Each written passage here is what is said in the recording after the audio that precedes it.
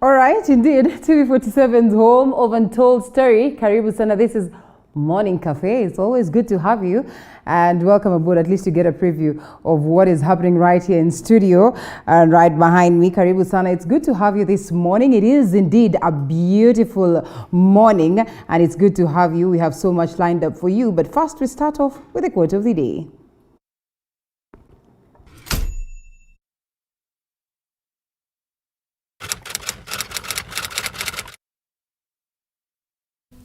Quote of the day.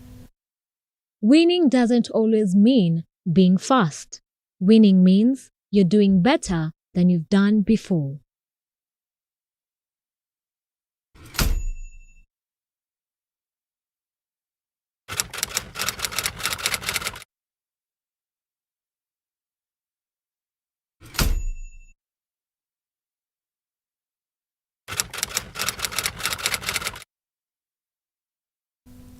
Quote of the day.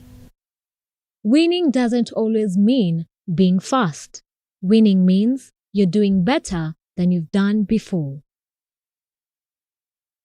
Well, we're here this morning to win, to make sure that you win, that I win, and we all win together because, well, we have no option. As they will always say, if we're not winning, then we are winning. So, Karibu sana. Once again, I think I've told you like 50 Karibus, but it's good to have you this morning, just as it's always good to have you every other morning. And this is Morning Cafe. How do you get to be part of this program?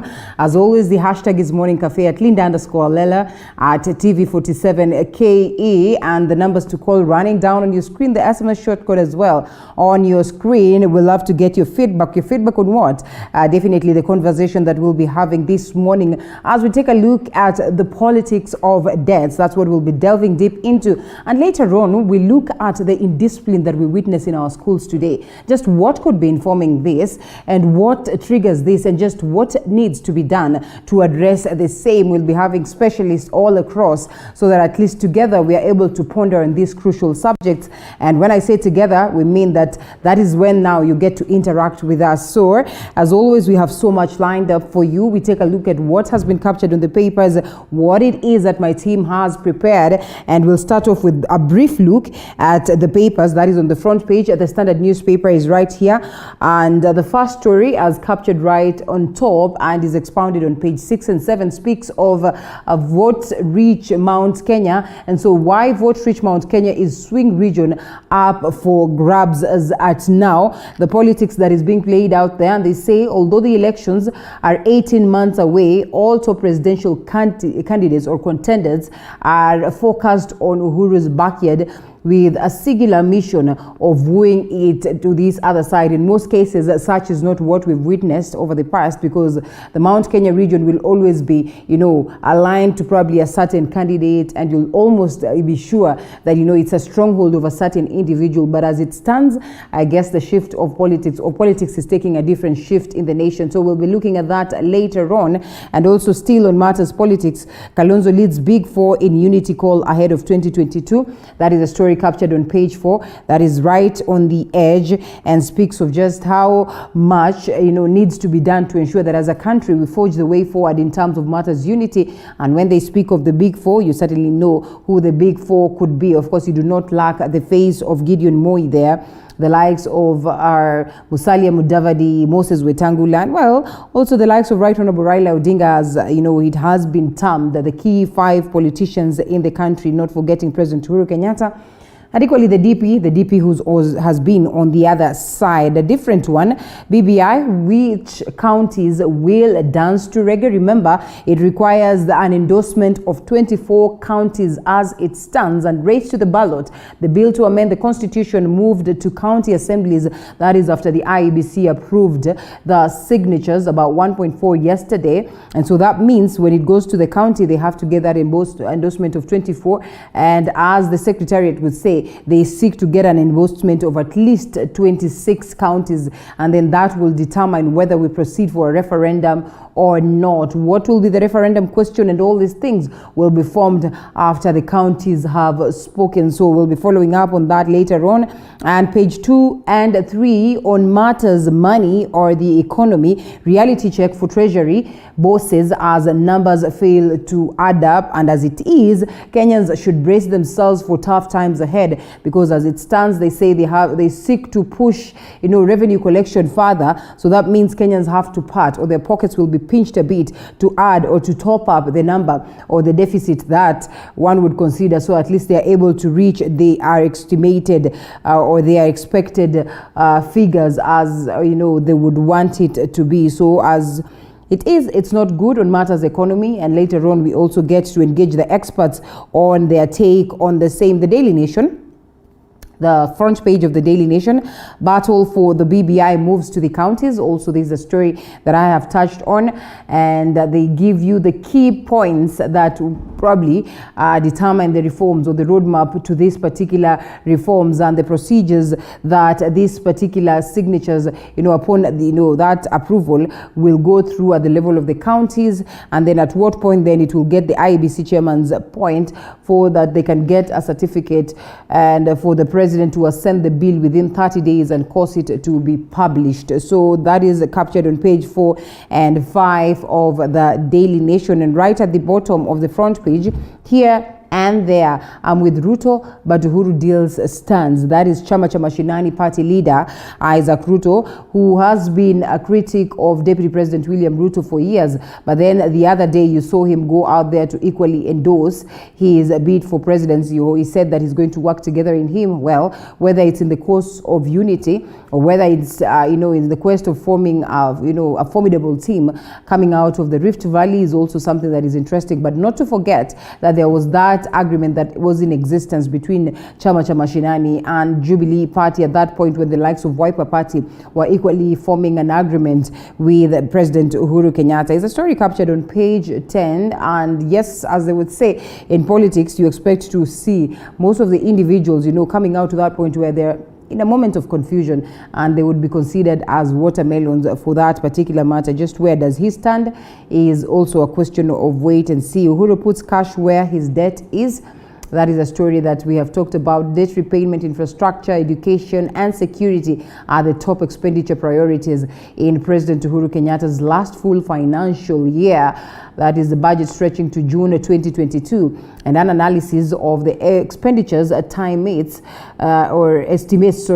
that released by Treasury has shown, or this is according to the estimates that were given by the Treasury the other day. And so you can get to capture or to see this story on page 7 as captured on the Daily Nation. Other stories: poisoned fish. Lake Nakuru fish has been declared unfit for human consumption. This is a story on page 8.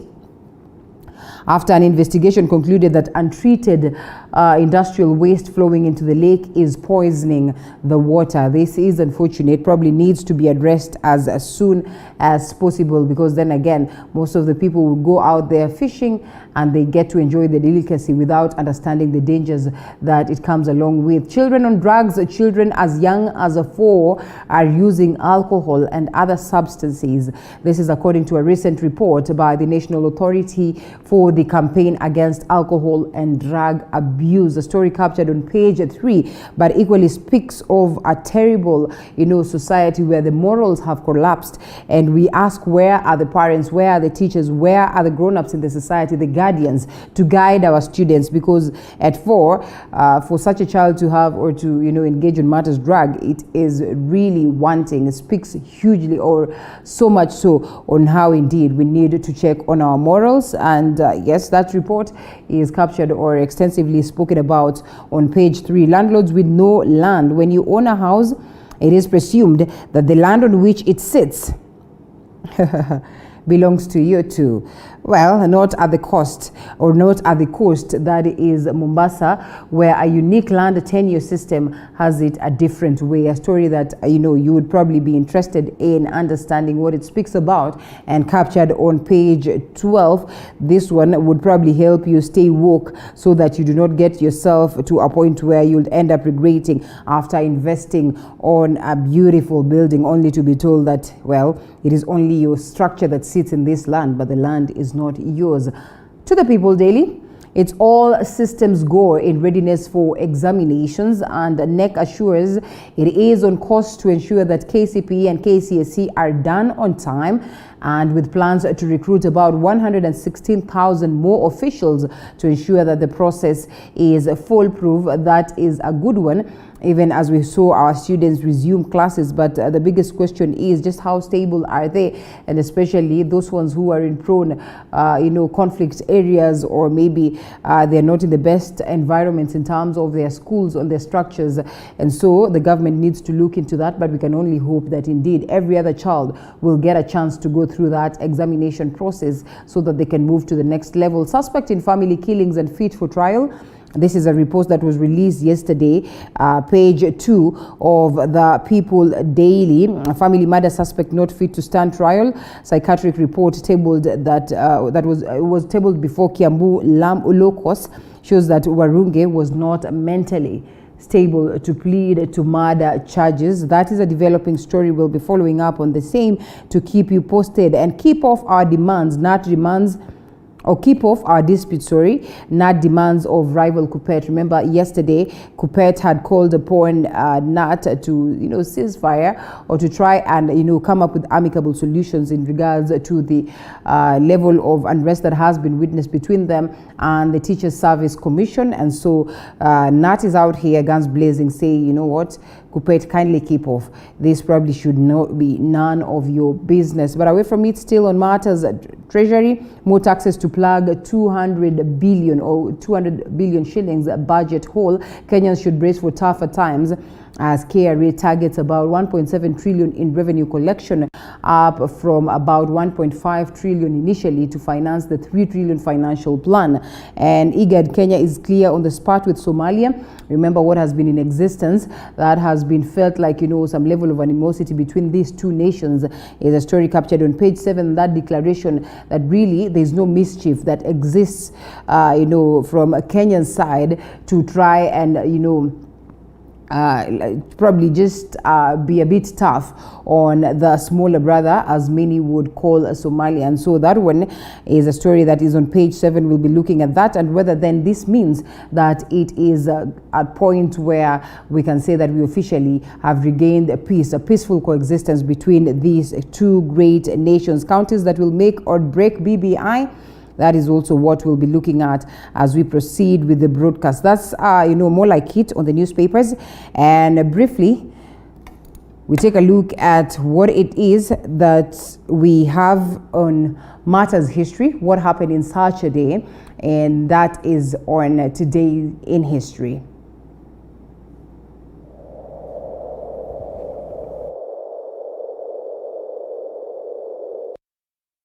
On this day in history, the year is 1926. This is when the birth of the television took place. John Logie Baird gave the first public demonstration of the television system in London. The British Broadcasting Corporation started the first public broadcast in London in 1936. However, regular television broadcasts began in the United States in the year 1939.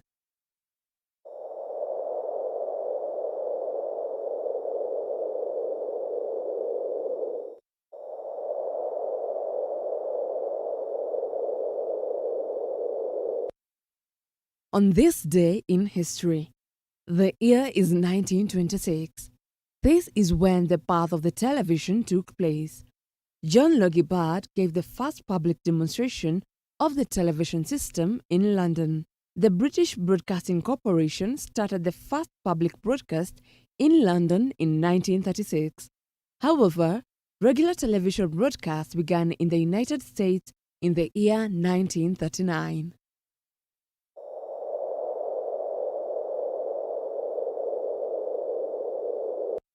well, some little knowledge that there. But then we cross over to the roads, what is happening, and some bit of traffic somewhere around Mombasa Road. And this is Mombasa Road, right from the CBD as you're headed to town.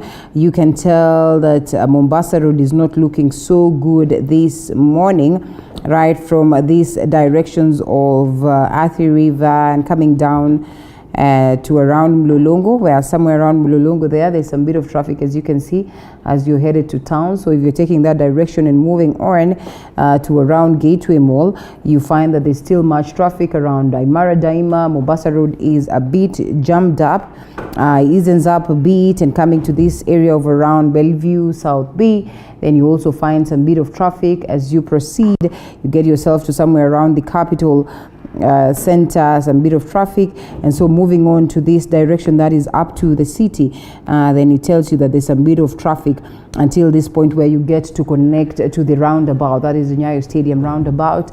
And also as you connect to Lusaka Road is clean and clear this morning. And from Lusaka Road, which is here, you look at this is actually Lusaka Road. So from Lusaka Road, and then you cross over to a different direction on Jogo Road, and this is Jogo Road this morning. There's some places where you find traffic, as always around Makadara. You'll find some bit of traffic when you're taking Jogo Road and coming all down to these points of Botella. It is a bit jammed up as you headed to town, but equally eases up at some point, bringing us to this point of Outer Ring Road. What is happening on Outer Ring Road? First downwards, let's see where you can get some bit of traffic over. Yes, around Feather Estate as you are headed to Thika Road. There's some bit of traffic here, and so moving up, it eases up a bit, comes to a point where you get some bit of traffic again, but then pretty much clear all the way to Thika Road and this other side. So it's evident this is where you get to connect at around Old Soaps there. And yes, here we are. This is Old Soaps, and then connects you to Thika Road. How does Thika Road look like this morning? Let's go a bit down and pick it up from around TRM and around Thika Road Mall as you headed to town. It is clean and clear until you get to this point of Garden City. Some bit of traffic somewhere around here, a snarl up there, and then you proceed as you're trying to head to town. You find some bit of a snarl up again, but it is moving pretty well. And up until that point of Utali, that's where you get some, again, it's clogged up. And in most cases where you're trying to get to connect to, from that is Kiambu Road, from this side of Muthaiga and going down. So you expect this traffic. It's actually heavy, as you can see. So it's a bit heavy as you headed to town, all the way from Utali and going down to Pangani, and then it eases up somewhere around Pangani Shopping Center here. And so when you get to town, or getting to town then becomes much of an ease. This is Nairobi Gymkhana, and you realize that it's not badly off. Connecting us to Limuru Road, let's see how Limuru Road looks like, whether you're going to those directions or you're coming to these sides of the city. Evidently Limuru Road is not badly off. Also connecting us to somewhere in Muthaiga Road, which is pretty much good this morning. Limuru Road and Muthaiga Road, pretty much of an ease this morning. And so other directions, let's see where else we need to look at as we update you, because it's really important that we stay woke. Wayaki Way is good this morning, apart from some small places where you find some bit of traffic, where you get to connect to Kaplagat Road, and it's not badly up. ABC Place, yes, as you get to connect to James Gishuru, some bit of it, but it is not badly off. You can see that Tuna Road is not also bad, and going down to James Gishuru all the way down is pretty much good this morning. So there's no cause of alarm. You pick James Gishuru and you fall yourself on somewhere in Gitanga Road. Evidently, Oloitoktok and Gitanga Road is pretty much of an ease, and you can as well see that Ngong Road is also good this morning. So there's really no much trouble on the roads. And the southern bypass is clean. Langata Road also is not badly off, as apart from where you get to connect again to around the Nyayo Stadium, but it's pretty much good this morning. So there you have it on matters traffic. Anything else that comes our way, we'll be here to update you. And on that note, we take a short break and we come back, with an extensive look of what is captured on the papers. When the clock strikes 7:30 p.m. every Monday, it means it's time for The biggest challenge of starting a business in Kenya is the layers of licenses you need to pay. The Grind. We tell you the do's and don'ts of business.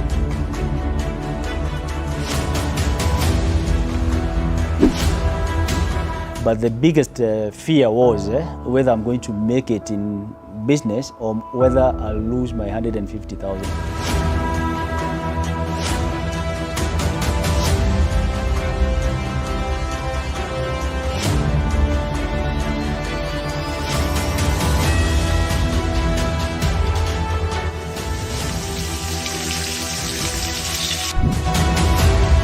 I say business is not about how much capital you have. The Grind. Every Monday at 7:30 p.m.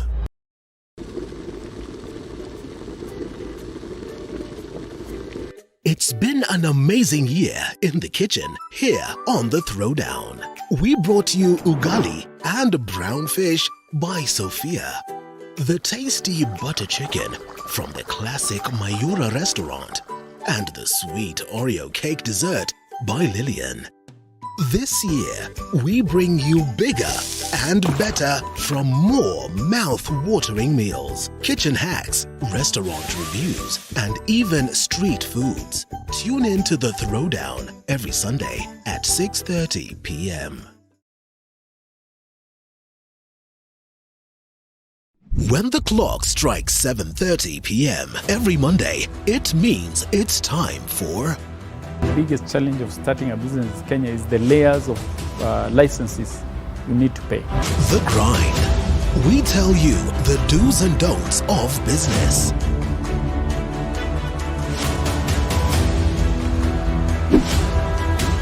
But the biggest fear was whether I'm going to make it in business or whether I'll lose my 150,000.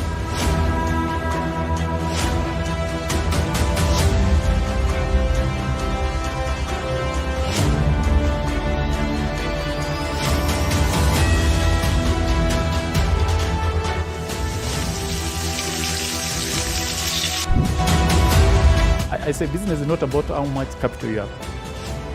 The Grind. Every Monday at 7:30 p.m.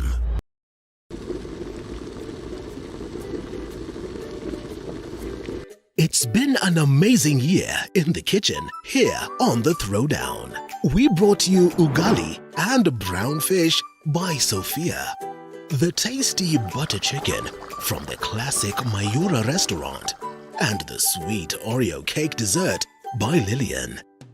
This year, we bring you bigger and better from more mouth-watering meals, kitchen hacks, restaurant reviews, and even street foods. Tune in to the Throwdown every Sunday at 6:30 p.m.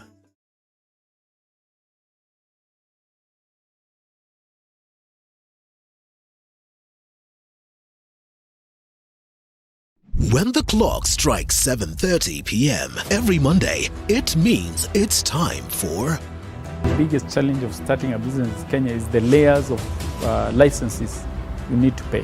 The Grind. We tell you the do's and don'ts of business.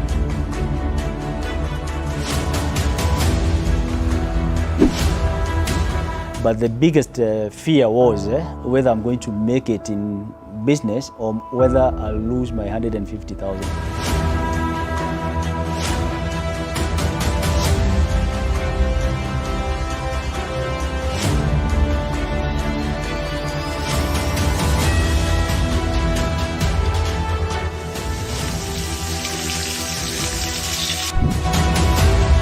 I say business is not about how much capital you have. The Grind. Every Monday at 7:30 p.m.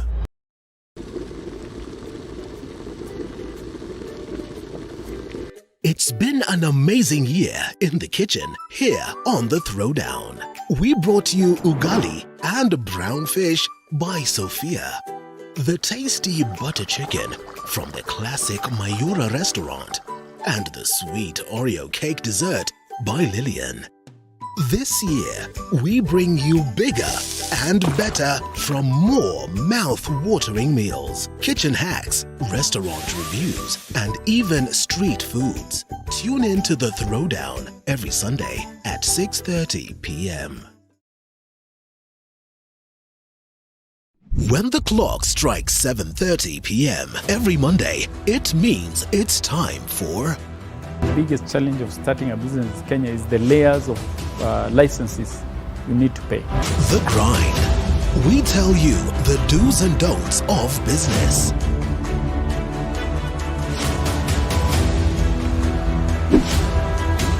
But the biggest fear was whether I'm going to make it in business or whether I'll lose my 150,000.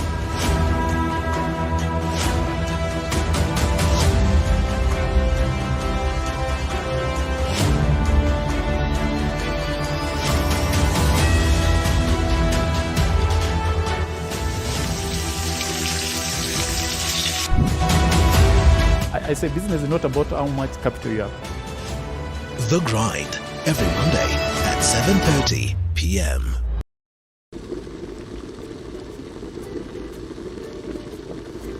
It's been an amazing year in the kitchen here on the Throwdown.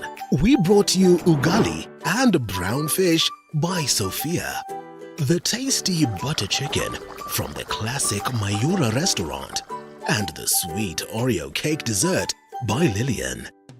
This year, we bring you bigger and better from more mouth-watering meals, kitchen hacks, restaurant reviews, and even street foods. Tune in to the Throwdown every Sunday at 6:30 p.m.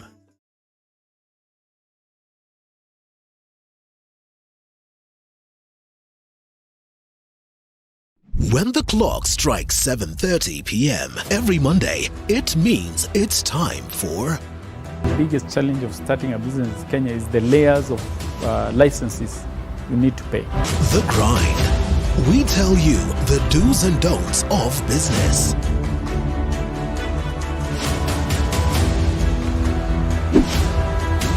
But the biggest fear was whether I'm going to make it in business or whether I'll lose my 150,000.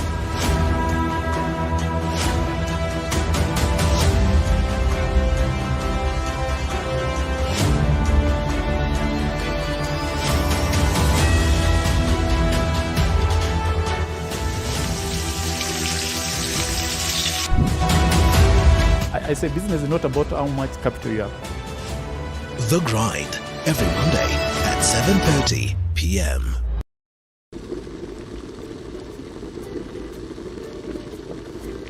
It's been an amazing year in the kitchen here on the Throwdown. We brought you ugali and brown fish by Sophia, the tasty butter chicken from the classic Mayura restaurant, and the sweet Oreo cake dessert by Lillian. This year, we bring you bigger and better from more mouth-watering meals, kitchen hacks, restaurant reviews, and even street foods. Tune in to the Throwdown every Sunday at 6:30 p.m. When the clock strikes 7:30 p.m. every Monday, it means it's time for The biggest challenge of starting a business in Kenya is the layers of licenses.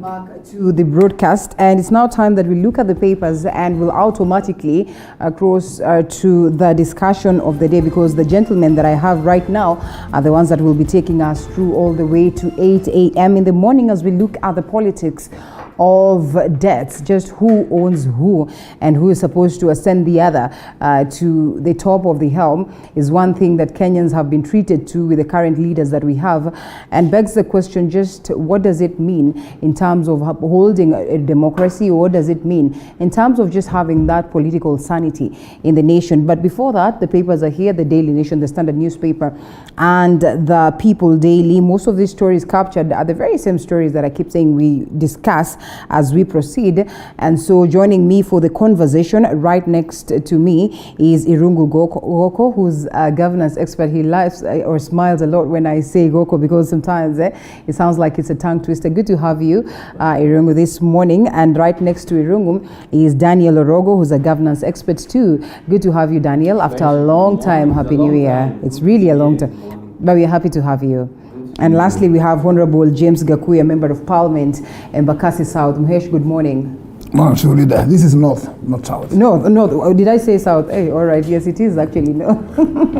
Unakataa haraka sana. Someone can. I know it's a slip of the tongue. It's a slip of the tongue, but it's good to clarify. Then the constituents hold their title. Indeed. Yeah. And there you go. It's time that we look at what has been captured on the papers. The key stories, you realize, are on matters BBI and matters economy and the budget plan, and what it is that we have in the coffers and what it is that we do not have in the coffers, and how these monies are set to be distributed. And so we'll be having the gentlemen ponder or weigh in their sentiments in regards to that. But first, 1 million signatures Electoral Commission clears draft for next stage.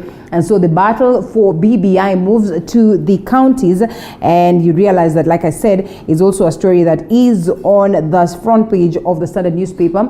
BBI, which counties will dance to reggae, is a question of wait and see. And equally on the Daily Nation, the People Daily, counties that will make or break the BBI. And from the conversations we've had, gentlemen, it is almost cast in stone based on what people argue, that we are headed for a referendum. Do you suppose then that this is the road to it, Goko? Thanks a lot, Linda. Good morning, our viewers. Once again, it's good to have me back. Yeah, we are headed for a referendum. That is inevitable. 24 counties is like a blink of an eye. For BBI? Looking at how much signatures they collected that were questioned later? No, okay, people are misinterpreting the signatures. Okay. Because IBC received 4 million from the BBI Secretariat. Yes. They only needed to verify the first 1 million, which they did. So after that, they don't need to go all the way to 4 million. Yes. Because all they needed was 1 million. Well, the question at hand was that we all know how it's been more of rocket science to collect 1 million signatures, just to endorse a certain document in the country. But within 4 days or so, or less maybe, these proponents had been able to garner all these signatures in support of the document. That tells you that the government is in control. Okay. Yeah, because the BBI process is a state assignment. It's not a political assignment. It's a state assignment. That's why the president is in charge. That's why the taxpayers are funding it. Yes. That's why it's been run from the office of the president, because it is a state assignment. All right. Headed to the counties, the Secretariat argues that they seek to get 26 counties endorsing this. Yes, the threshold is 24 counties.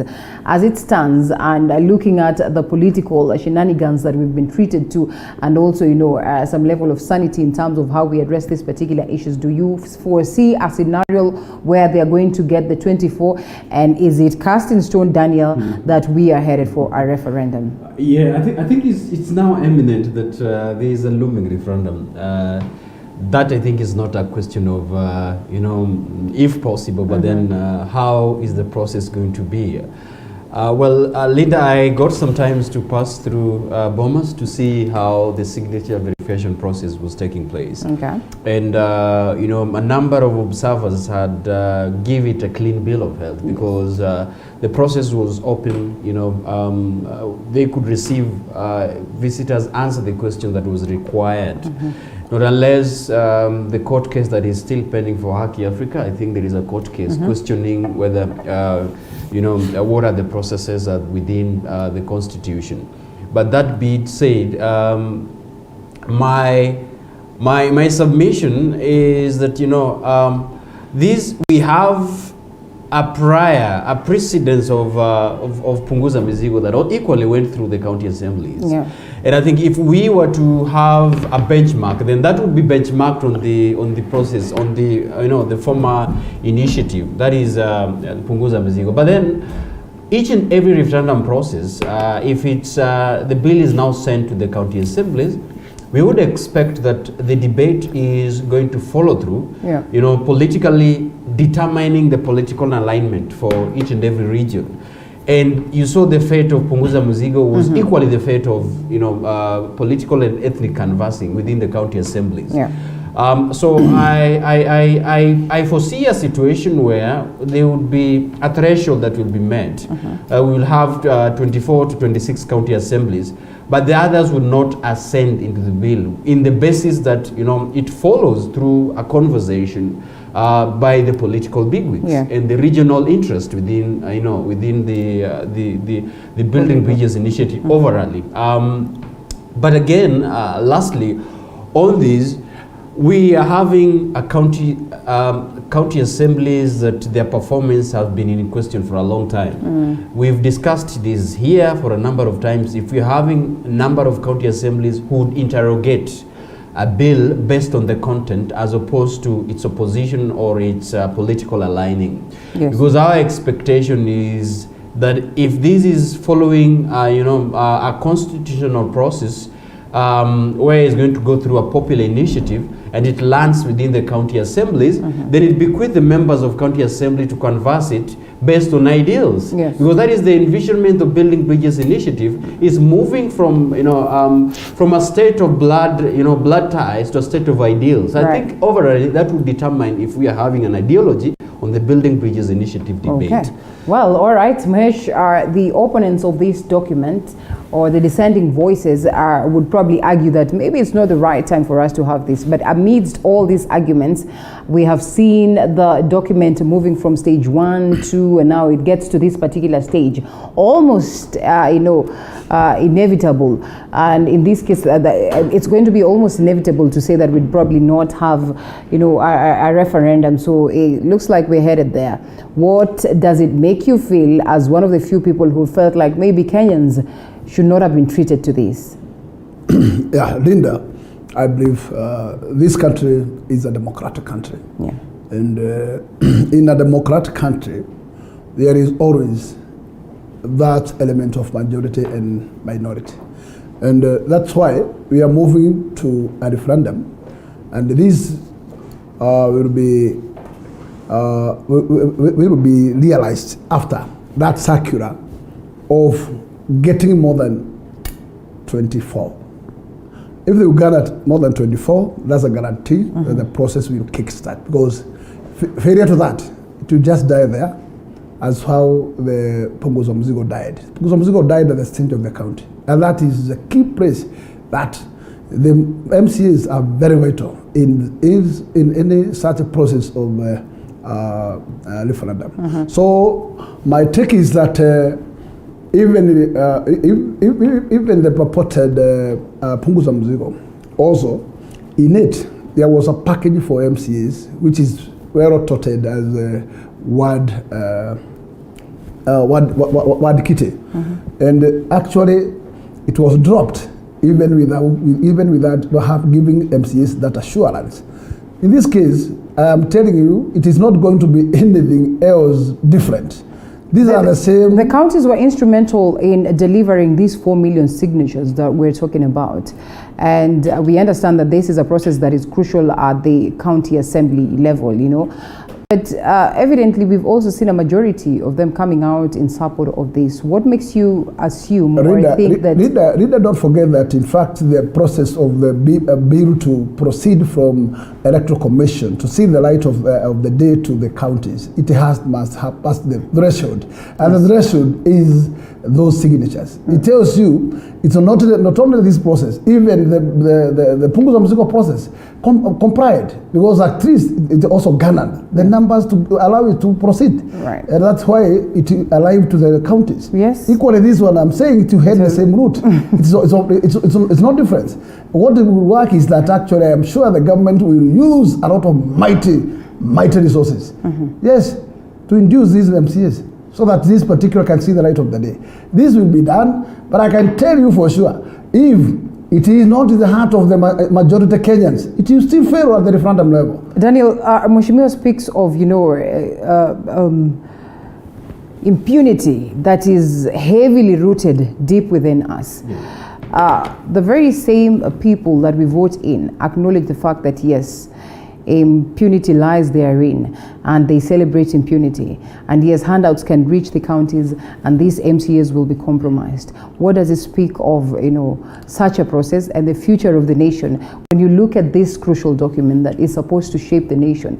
And so then the voice of the Kenyan person will probably not count if at all we have to go for a referendum, knowing very well that it's impunity that played out at the level of the county. Then, will there be a need of going out there to say yes or no? Well, I think the difference is whether is it politically correct, or is it vis-a-vis the legal provisions of going through a referendum. And Linda, again, in this platform, we've conversed very eloquently about this. And we've said, the initiation of Building Bridges initiative it emanates from a two gentlemen's agreement. Yeah. That's a fact. Yes. On March 2018.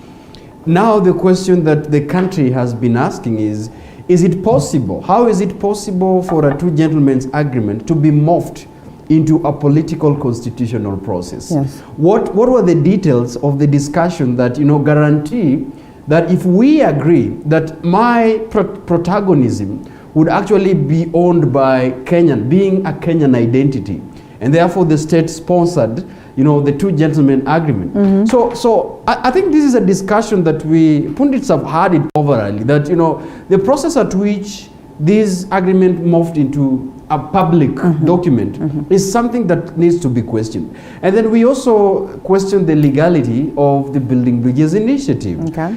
In the manner at which the signature were attained, the public participation process. And if that has steered us to a process now where we have signature collection and a referendum coming at a backdrop where a letter was leaked.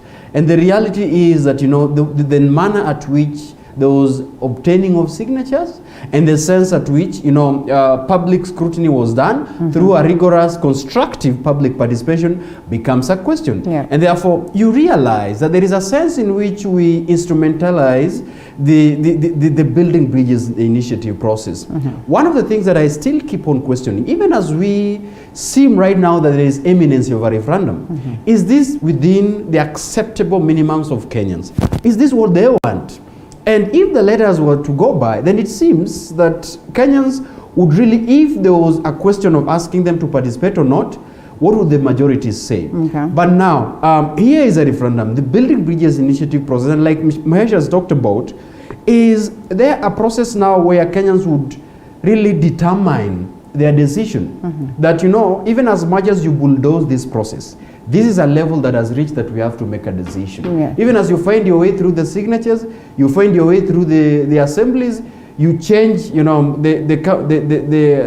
leadership in the House, but now has reached a process now where it's people-centered. Okay. And if it comes to a process now where the vote will be cast in terms of, voting for the Building Bridges initiative in the referendum, I think the state or the proponents must be very wary. Okay. Because Kenyans would delegitimize the whole process with the vote. Yeah. All right, well, we wait to see what happens in this, and the stages is captured on the People Daily, and equally on these other newspapers. You can go there and grab a copy, just get to understand what point does it go to the next point and all that, because it's incumbent upon you to know some of these processes until it gets to that point of a vote, if at all there's going to be a yes or no vote right after the referendum question. And coming to a different story altogether, Uhuru puts cash where his debt is, and this is in regards to debt repayment, infrastructure, education, and security, which are the top expenditure priorities in President Kenyatta's last full financial year. And also that story captured on the page 2 and 3. Also on the front page of the Standard newspaper, not really clear on screen, but reality check for Treasury bosses as numbers fail to add up, taking us to the People Daily. And here we are with that very same story. More taxes to plug about a 200 billion budget hole. So Kenyans should brace for tougher times as KRA targets about 1.7 trillion in revenue collection. That is up from about 1.5 trillion to finance the 3 trillion financial plan. And here we are, Irongo Goko. Did I just say that? Yeah. All right. To you, Goko. Yeah. Like I said last time here, I'll repeat it. Yeah. Kenya can finance its own budget. The problem is the agencies tasked with making sure that every Kenyan pay tax, they are lazy. Yep. And I'll never stop saying that. And all of us here can agree that, apart from KRA wanting to tax what they can see and what they can reach to, without so much struggle and without so much, having to tire for that tax. Yeah. I think we need to repay our debts. We need to see value for money, which we have seen, even if some have been lost. So what we should be looking at, we should look at in a dimension of what have we invested in. It's infrastructure, education, and maybe power and the rest. So how do we move the economy from where it is now to where the investment are? That is number one. Number two, how do we decentralize tax collection? Because, and I'll repeat again, a supermarket selling a cup of tea for 10 bob and paying tax, and a kiosk selling a cup of tea for 10 bob and not paying tax, is unfair. Is unfair. Right. And KRA need to make sure that the gap where the SMEs are not taxable is closed. If we close that, a budget can go as higher as we can. We saw it in the Kibaki era. We were able to finance all our budget to 100%. But in that era, what was so evident is that everybody feared facing KRA officers for not paying But tax. just what bedevils us? Is it the structures or what? Because you realize that very many people indeed evade tax. And so if they evade tax, then certainly we're not able to meet the threshold, or we're not able to at least, raise the tax collection fee, to a certain level. So what really plays out in between? Yes, and that's what I'm saying. Are there people who get away with it because of, probably knowing so and so within this particular, system? And okay, there are people who get away with the tax for knowing people, and there are people who just don't pay because no one is telling them they should pay. No one is telling them what they should pay. So you can't blame that person.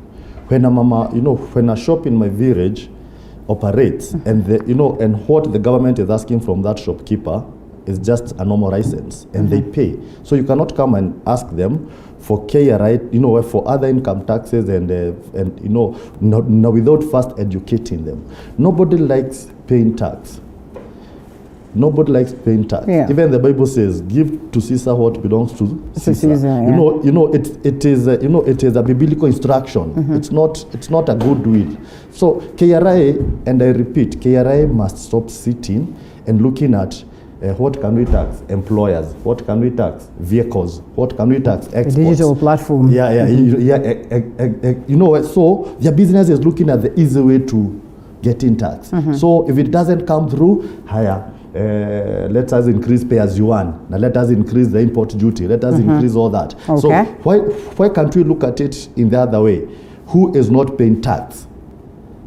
And we see whether we can collect enough that can come in to address the deficit. Exactly. Okay, well, that is something that is debatable, so to speak, but let's delve a bit deeper into that discussion as we understand what plays out at the level of the helm in terms of forming these budgets, and importantly, we ask ourselves just what could be informing a point where, you know, most of the Kenyans would evade tax, and if at all, if such as proposed by Irungu would work towards ensuring that we are able to meet what it is that we fail to have, because, well, the collection then stands at about 1.5 trillion as at now. Evidently, not even half of what we would say is our own budget. So in most cases, you're told we're not able to sustain our very own budgets.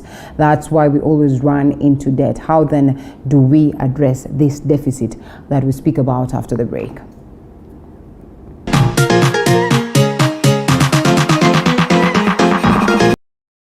When the clock strikes 7:30 p.m. every Monday, it means it's time for...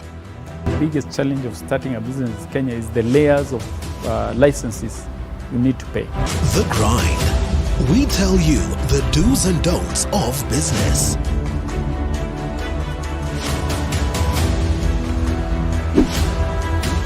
But the biggest fear was whether I'm going to make it in business or whether I'll lose my 150,000.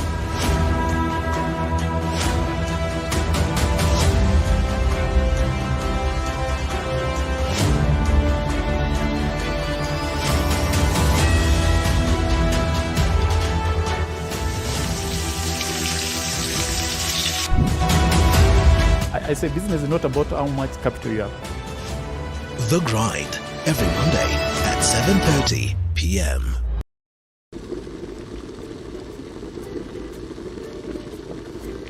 It's been an amazing year in the kitchen here on the Throwdown. We brought you ugali and brown fish by Sophia. The tasty butter chicken from the classic Mayura restaurant and the sweet Oreo cake dessert by Lillian. This year, we bring you bigger and better from more mouth-watering meals, kitchen hacks, restaurant reviews, and even street foods. Tune in to the Throwdown every Sunday at 6:30 p.m.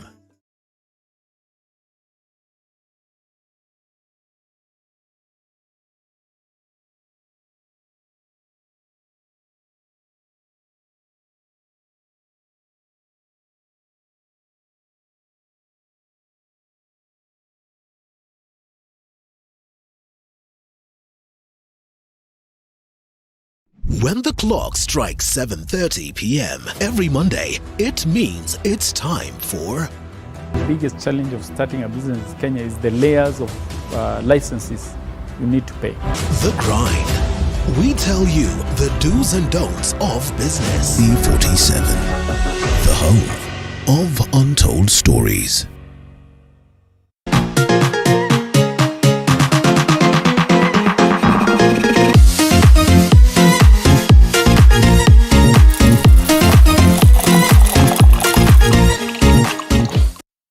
Welcome back to the broadcast. We still proceed with the conversation at hand. Still in studio, James Gakuya, that is the Member of Parliament, Embakasi North. We still have Daniel Urogo, governance expert, and equally another governance expert, Irungu Gokor, as we ponder on what is happening in terms of matters governance, well, and generally politics of the nation. To you, Dan Urogo, and the proposal that Irungu comes aboard with. Well, not really much to delve into that. And I mean, we always have that opportunity to speak out and say some of the things that would come in to solve this. But do you suppose it would come in handy as opposed to going to, you know, those Kenyans again, to pinch them harder at a time when they're struggling with the cost of living, at a time when they're not even able to afford 3 meals a day, no, let alone one. And, you know, you speak of extending this from 1.5 trillion to 1.7 trillion that will just go down to them?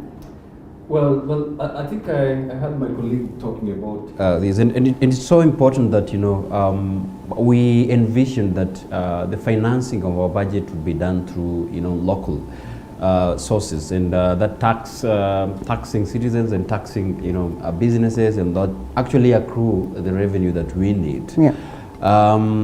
In the context of what the country is facing right now, One is to determine whether, even in the consideration of taxing, like he mentioned, we really have to envision that we only tax probably businesses that are existing. You could actually see the sources that I've said ever since we were hit by COVID. The number of businesses are stalled. Some families, are going without food, and most of these corporations had actually had to close down. Yeah. And that begs the question is, even as we increase the taxes, who are we going to tax actually? That actually a survey that our economic expert would help us to understand, because then if you increase it, it means that the few businesses that are operation, the few corporations that you really want to serve, even the local vendors, my colleague was talking about, it would be very an archaic task even to tax them to get that revenue. But then there are also some of the cliche that we are not mentioning. The president had been very vocal some times ago and say that, you see, we, as much as we have a projection, but then we are losing it out to massive corruption in public wastage. Yeah. And therefore brought to the question about, can we have austerity measures? One, to deal with public wastage, and for the fact that we are introducing measures, even as much as lifestyle auditing, to determine, how is this public servants or civil servants and the leaders, what is the wealth that are there that is not really accountable for? But again, like any other public declaration in public holidays, that also went without being without being mentioned.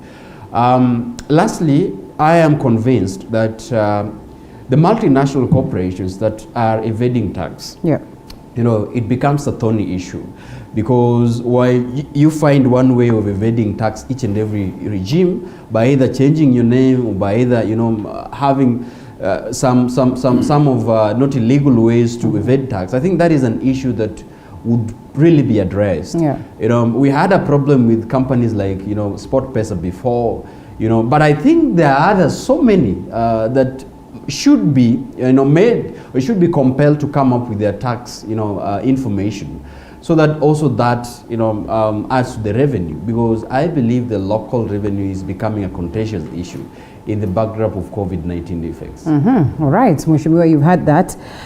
What, first of all, do you make of these proposals that are fronted right there, and in most cases as proposed, is what will happen?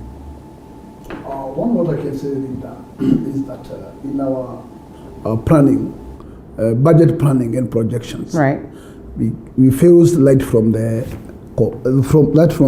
commencement of the process. Because one, Parliament is taxed by the Constitution to prepare this budget process, but you find it starts from the top down. So it's the executive and cabinet which sits, discuss it, and agree. Then they bring it to Parliament. And then the executive is very cunning on this, that don't change my project. Is it so? Don't even amend my project. So it becomes so hard when one hand, I'm surprised that this gentleman is just listening to that and not... On one hand is entrusted, taxed by the Constitution to take that charge, to peruse, to rearrange, and to do what the Parliament thinks it is what Kenyans can be able to enjoy it squarely. But let me tell you, there is a member of Parliament who is in Parliament, and let me tell you, nothing stepped in his constituency in a whole financial year, and is the one who propels the thing. Because the way it was placed to the Parliament, that is it. You cannot help him, whether there is single or not. That is it. Do a single amendment, that committee will be whipped to the house in the hill, right on the spot. So, in fact, what we must do first and foremost is to let the executive should not lead interfere from the front. Okay. And what they must do is to allow people to operationalize their duties under the roof of the Constitution. Why is it but that not under the influence of sideshows? Why do members of Parliament succumb to this influence? I can tell you for sure, Rita, you are not... if elected by I can tell you are not from the space. Just watch. Parties are very strong in what we call National Assembly and Senate. Parties can whip you. But that's the reason why we elect strong individuals equally to go and counter. Allow me to explain that. Yes. The powers that we give political parties is extraordinary. Yes. Something has to be done. Yes. Because you'll be whipped by the party the route to go. Failure to go that direction, then you are against the rules of the party. But the people voted you in, so I can tell you, you are supposed to be in the house and vote according to your thoughts. But yes, to your opinion, because you may find a situation. This is what I'm going to approve. This requires not to be approved. But the party pressure will whip you. And let me tell you, at the end of the day, you'll be known. You never voted with them. Mm-hmm. Why? The reason why.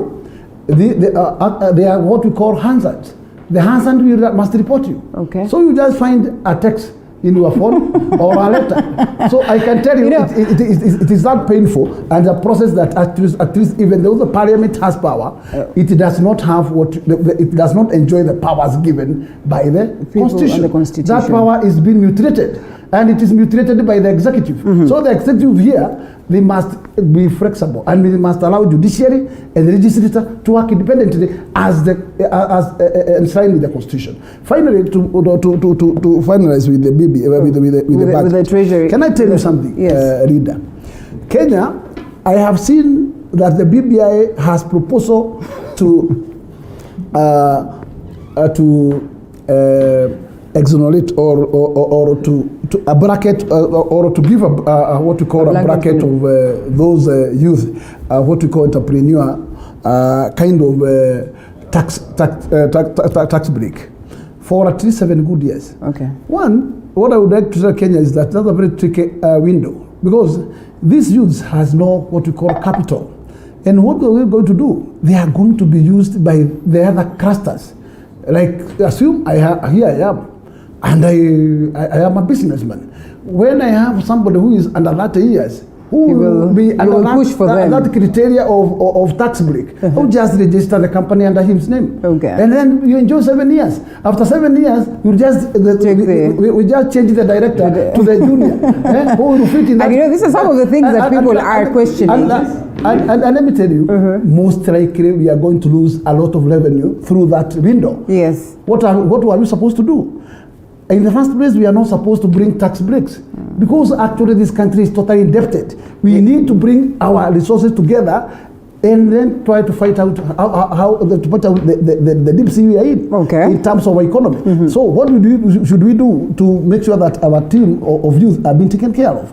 Look for, in this budget, look for a kitty, which is a youth kitty, a startup kitty, a capital that will be able to jumpstart these youths. But we have a couple of them without bureaucracies that are within the banks. Okay. Because once you subject them to the banks, these guys will do nothing because they have no collaterals there. Okay. But look for a mechanism how these people can be able to access this kitty. This kitty, after they get their award letter from any employer, then they can be able to enjoy a certain amount of money. They can be able to execute that job, and at the end of the day, they can repay and earn something at the end of the day. All right. But when you tell them that you are going to give them tax-free, tax holiday, yes. I am telling you, there's nothing you are doing. And finally, you are now telling Kenya that you are going to anchor into the Constitution that 5% to be decentralized to the counties. You are unable even to deliver 15% to them. What a miracle are you having in the BBI? It's in preparation of the good leadership that he has, gentlemen. No, allow this gentleman to counter your argument. They will have their chance. To finish, let me tell you something. Surely, just check the levels of our economy. Reader, I'm telling you, today we are collecting about 1.7 billion. Yes. Remove the money we borrow. We are going to repay borrowing. What kitty are we going to be left with? Remove money for counties out of that. How are we going to survive? Are you going to do any single project here in Kenya? All right. Dan, can you, gentlemen, yes. You put this country into... You can counter that. I can tell you where we are heading. Allow them to where we are. We cannot be able to do any single magnitude project unless we borrow. Unless we borrow. And that borrowing will never end forever. But you see, that is very outrageous. Let me say, because I agree with what Mahesh is talking about. If a leader sitting at the National Assembly can admit it that, of course, there had been an interference in the functioning of the legislature, that is the National Assembly and the Senate. Yes. Then that becomes more worrying. And we're just about to add, to top up to the yes, number. We are just about to top up the numbers. Okay. I mean, with the virtual, I don't know, it's called the virtual constituencies. So this then brings the question is that what is the level of capacity of our members of the legislature, constructively debating and giving us bills that are, that are helpful to the people, minus the interference from the executive or other arms of the government. Because the Constitution actually envisioned that we are having a legislature that is independent of an interference. That is not reality, according to the admission by Mahesh. But then what do we do as Kenyan citizens, as we, in all these discussions? Because then the committees at the National Assembly are quasi-judicial. In the sense that the powers that are given to the committees are equally the powers that are given to the High Court to expedite matters of court hearing and all the rest. So if this becomes a problem that anybody who tries to argue in the favor of Kenyans are actually de-whipped, then it becomes worrying as we move forward. But then the issues about young people, and I think we'll have some time to talk about the economic policies that are proposed by either sides of BBI or either sides of the hustle. I think that would be very interesting to discuss. But you see the question that we talk about, that I keep on saying, that young people cannot really argue their matters on the value of being a youth. It is not enough to argue that. That becomes the starting point of where you begin, that your discussion is, can we begin because I have been marginalized? How then would you further that? Because within the economic scope, within the participation scope, young people are equally citizens of this country. And you cannot put yourself and lock yourself and say, for me, I think that what I need is to be given a jump starting to become an entrepreneur. What happens to young people who are qualified to be the lawyers of this country? What happens to young people who are qualified to serve as public servants? And this has guided our economic policy. And this must be debunked, Linda. Because the problem that we are having in this country is we think that each and every young person, post-tertiary graduation, post-passing an exam in institution of higher learning, what we need is to become businessmen, is to sweep the streets, is to do all this. There is more that can guide the issues of economic policy on young people. So I think my submission is that we move forward, and agree partly with what Mahesh is talking about, but I take detour. That you see, it is rightfully for us to argue politically now and economically become relevant. Because at the end of 80 years, these people or a certain generation are going to leave us with these debts in this country. And we're going to finance them. All right. Let me start by saying, Mheshimiwa, I would say, is out of order. Because by the time you went to vie for a parliamentary seat using that political party, one, either you used it as a tool for you to get to parliament without knowing the party policies, the party constitution, and the party structures. Because if you knew it and you subscribed to it, then if that bill, if that budget bill comes from the executive, which is your party, so it practically means you subscribe to that ideology. And if you have, if you have a contrary opinion, there are party structures to do it. If it doesn't work, you could have gone your independent way, So if you feel, and we have seen it in the past, if you feel this party that you subscribe to is no longer working for you, you have two alternatives: resign and seek a fresh mandate, or write a complaint letter. That is number one. Number two, I don't understand why, when we are talking about budget, an MP can complain to being forced to do this. But when it comes to political rallies, they cannot complain that the executive is telling them not to attend this political. Somebody else's. Exactly. Rally. So they have joined UDA from Jubilee Party. They are not complaining. Neither are they saying that the executive is forcing them not to or to. It is a soft will. Number three, when you talk about youth and tax exemption, this is how I look at it. One, KRA and all the ministry agencies, they are looking at, we have not said every youth running every business will get 7 years exemption. Practically, there will be an act of parliament, there will be guidelines, there will be, all the regulations. If we as Kenyans and everybody involved, let's look at it in this perspective. Why can't we put a cap in and say every young man with a business of capital 100,000 and below, operating within 100,000 and below, enjoys tax exemption for 7 years. If you go above 100,000, you become taxable. That also we say is something that we can celebrate. But then the question is, we desperately need this revenue. We desperately need to collect this tax. Which is better? So which is best? Better? Actually, which is best? Which is better? A young man not having, because we are looking at phase number one of government having revenue is by having income generating activities. Yes. So that is the incubation part. Yes. And this tax exemption is looking at it that way. Can we incubate as many businesses as possible? Instead of that young man being jobless for 7 years, yet she is not paying tax. Why can't we look at it and say, let's start with you. If you start your mkokoteni business, we don't have to come chasing you, asking you for tickets, asking you for revenue. And this, you suppose, can help, trigger the economy's growth to a point where we'll run away from what it is that Dan speaks about, a scenario where in future we're going to be rendered to a point where we're paying all this debt. It will be accumulated mess if we don't put a cap in. Because like Mweshimua said, and my Freddy is saying, I can use somebody else, someone else to accumulate 100 million. Yes. But if we put a cap in, I don't see why a millionaire would want to invest in a business that has a capping of 100,000.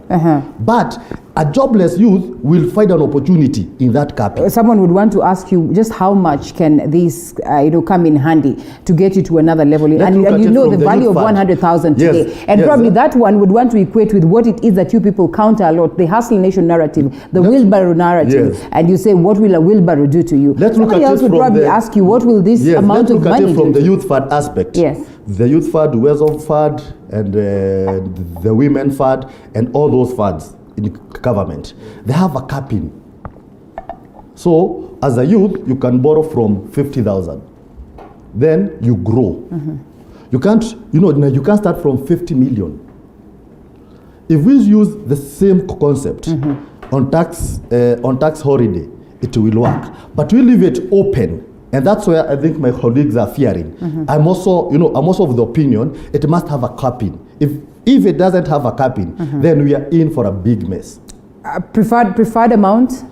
Any amount, that depends on the experts. Okay. So they can tell us, if you start a business with 100,000, what are the possible taxes? It might amount to 20,000 or maybe to 30,000. If you give me a tax holiday of 20,000 every year for my business that is accumulating to 100,000, just imagine this 20,000, one, it goes to other social needs now within my family. So if I was depending on government for bursaries for 2,000, I'm able to pay. If I'm depending for medications, I'm able to pay for NHIF. If I'm depending on, so let's look at it holistically. Okay. All right, well, hold it right there. Mahesh has a point. Yes, we're not even concluding on this before we discuss. I can just tell my panelists that, in fact, there's somewhere he has mixed himself. One, in the beginning, he was in the support that actually everybody should be in the basket of paying tax. Yes. The one who sells a kiosk, the KRA should make sure that that somebody is in the list of putting something in the basket. Right. A hawker that actually has a shed somewhere is in the list of paying something small. Those are the people we are calling hustlers down there, SMEs. How, if these people you want to harness their tax collection into the basket, why do you want to bring another window to exclude others from putting something in the basket. Yes, and we are the same Kenyans. Does not matter whether this youth has come from school. Probably I am in kiosk. I didn't have an opportunity to go to secondary. I didn't have an opportunity to go to college. So I am hustling in that particular kiosk. Why do you subject me to task? And you're not subjecting the one who has completed the university. Well, we'd probably want to equate this to the conversation of affirmative action. And Dan, you know very well that for the longest of time, people have questioned whether we should have affirmative action in the first place. And one of the biggest beneficiaries are the youths when we talk matters affirmative action, are the women when we talk matters, yes, and the PWDs. Yeah. And in these scenarios, it has even gotten to, a women, some women speaking of a scenario where we don't want to be given these things for free. We want to go out there and battle it for for it. So when we have to take these directions of conversations, then we meet at a point where there is so much confusion that cripples in. What would be the best approach to this? Can we run away from affirmative action? Can we run away from empowerment? Can we run away? And I would want to believe that the government does not, intend to have this for the rest of time. They probably just intend to cushion these people for a certain, level or a certain amount of time, and then after a while, after we've been able to, rejuvenate and revamp the economy, then we can have a different conversation altogether. Well, I think also that one has come with the challenges of estimating when is it to exit from affirmative action. Yes. I think that is so ambiguous in the sense that government has not really come up with measures, to determine that. But we have to admit the reality is that we have seen the effects of affirmative action. We've seen how it's propelled, young people from poverty or from oblivion to a state of where they can be economically independent and jumpstart them to participate in the economy and matters of this country. One of the issues that I have to opine is the fact that we as a country, historically speaking, we have legacies that are exclusionary, and the subset of identities that you just mentioned, people living with disability, some gender, generational differences, political exclusion, historical marginalization, determine the sense at which we lay a foundation of affirmative action.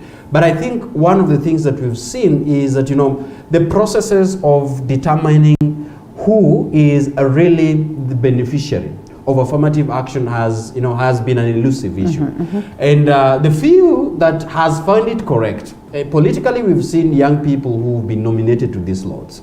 And young women, we can talk about Millie Odhiambo, Rachel Shebesh, people who would actually, Isaac Maro, of course, we have a lot of issues to talk about that. Yes. But you could actually see from the sense that they were considered to some level to be given a jump starting in the political discourse. Equally young people.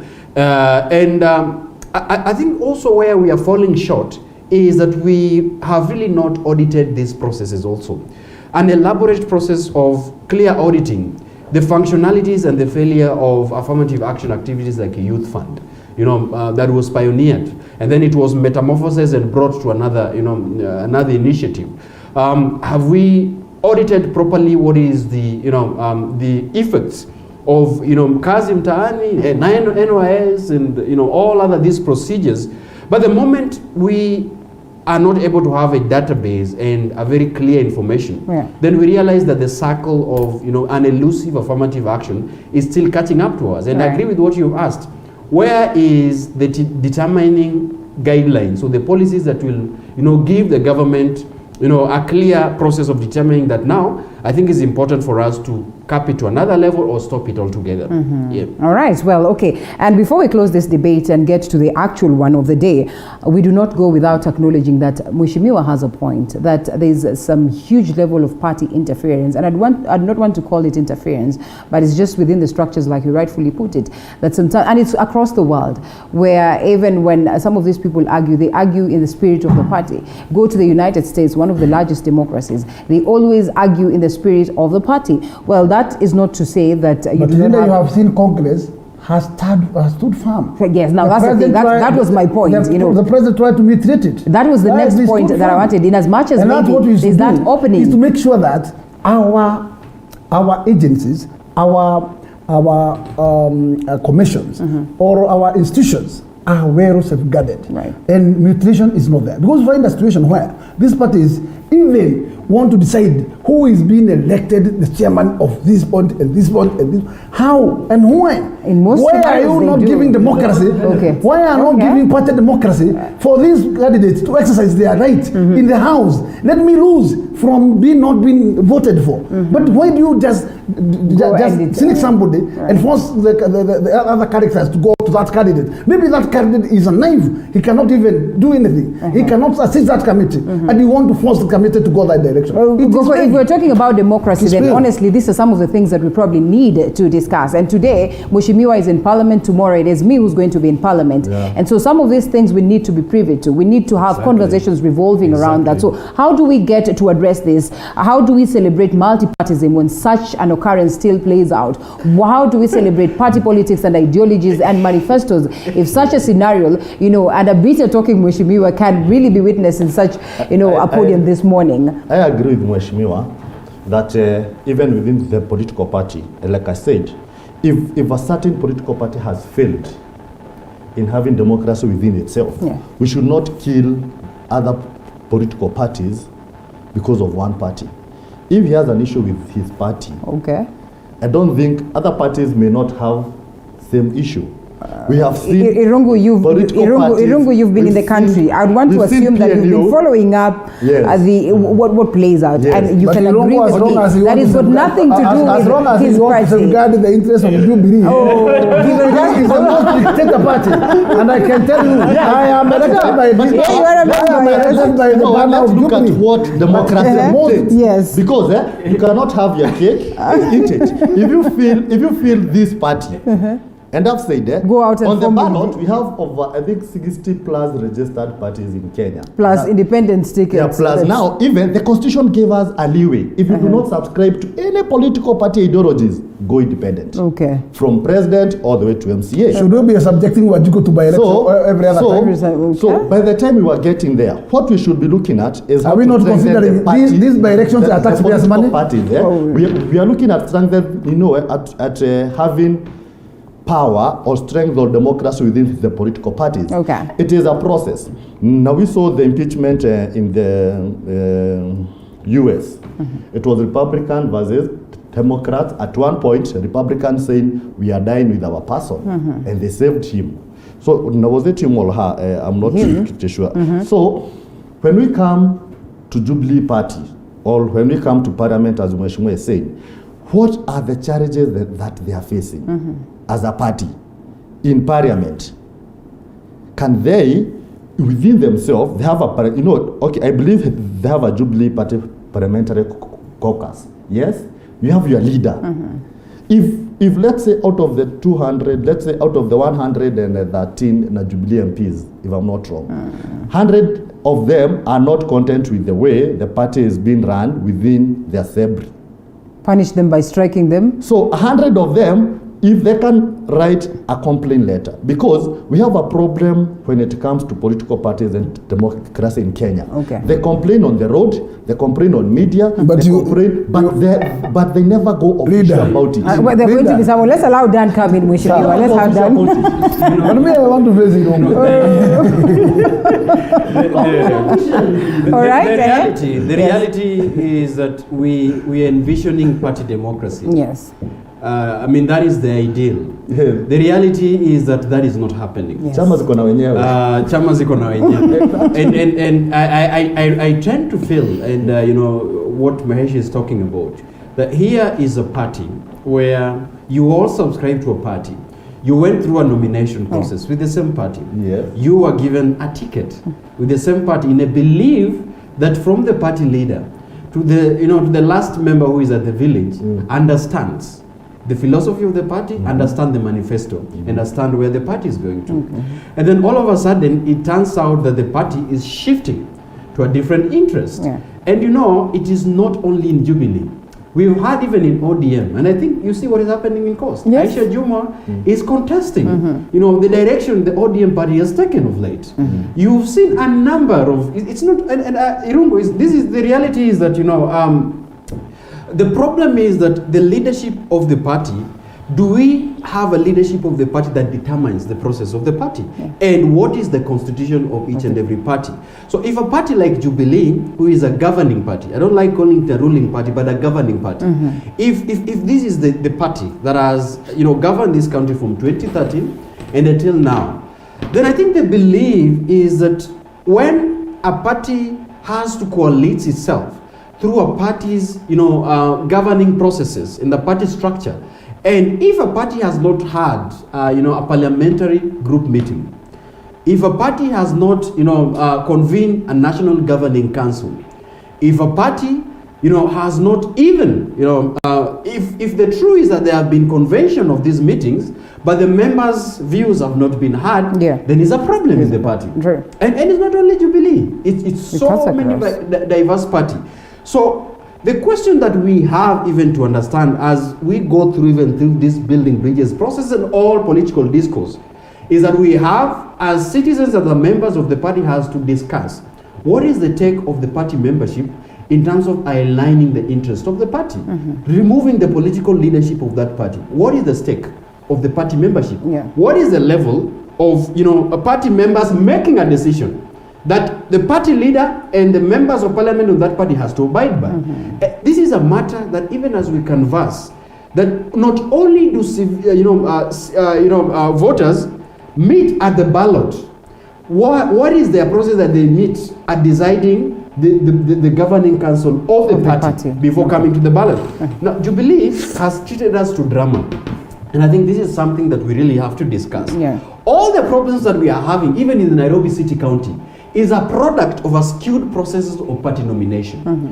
Why would Jubilee leader say that he initiated a process of removing Sonko if he's very well that even the process of giving us a candidate was through a parliamentary, it was through a political party process? How would ODM tell us that we have a problem with the member of parliament in Aisha Jumwa if you gave us a candidate in the name of the ODM ticket in 2013 and in 2017? And this is what I am asking, that if the register of political parties that guide the Political Parties Act, if there is a clear process, a legal process, that if it's a party as becoming a party of squabbles, where members of parliament are beginning to lament about the functioning of the party, is it a good process to resign from the party and seek for from a party ticket? Or is it a process of evicting and the next time forming a political party with a different name?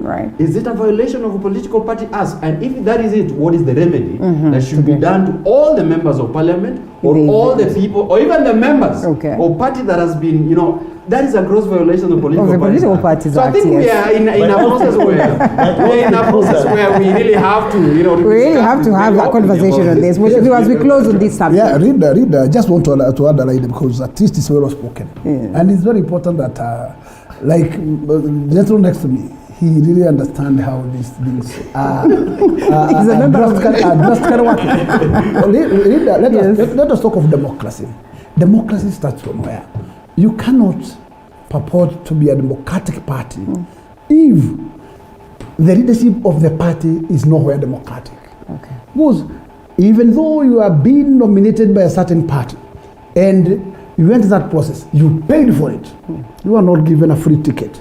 You paid for the ticket. Is it okay? You can still line by the party policies and party blueprint's agenda. There's no problem. But the problem is when parties becomes one-man show, ridden by single individuals, it becomes what we call a briefcase party. Because actually you are not involving the owners of the party. Because I believe the owners of the party are the party members. If they are nowhere in decision making, the decision are made by one person. And you have witnessed Jubilee the other day. They ignored that there is somebody who lives in this country under the banner of deputy party leader. And you found a situation where a Secretary General just texting to making a kind of an information or a communication. Saying we have decided that Musabweni we are not going to field a candidate. You have decided with who? When the deputy president in the not office privy to this waiting for information. that discussion, it's already discussed elsewhere and decided. Then these are the parties who are these are the parties who are telling us that we be wrong. They are parties, yes, but their ideology is dead. All right, we close it at that. We close this one at that. Let me conclude and say, the political party system Make in it Kenya, brief. yes, the political party system in Kenya is undergoing a phase of metamorphosis whereby we are moving from KANU, the one-party system now, to multi-party system. And even we look at the Political Parties Act, and today the taxpayers are funding parties. Because we have seen what Mheshimiwa is saying in play. So the best way to do that is to move the party from the owner to the people. Okay. That's why today every political party must have audited returns. We are funding our parties. Okay. So in the next maybe 10, 15, 20 years, we'll get there like different the affair. ANC, like the ANC in South Africa has moved, that they can whip a sitting president. Yes. They can tell you from today, we have expelled you from the party, you go. But the truth of the matter is, every politician today is a beneficiary of the weaknesses within the political parties. All right. in Kenya. Okay, well, and there you go. I think we close this one. We'll have this We can close conversation it, though someday. it is not the debate is not concludable. It is not. Oh, sure, It's a process. It's a process. Yes. Only what I can say, it is very important to recognize that democracy is not in the forest. Democracy is not in the wild beast. Democracy is crafted by people, and it must be seen working, led by people. But when the people become dictators, dictates how this will be done, then where are the people? Because the people, the executive or the team there at the top is the team to propel the party. But when it becomes at the top is the owners of the party, then it lost the meaning. Right. And therefore, the party member feels he's not nowhere. This gentleman has talked about what we call parties conventionals, what we call parliamentary PGs. PGs in what we call Jubilee Political Party are nowhere. We just did one when we were elected. You were part and parcel of the party. The other one,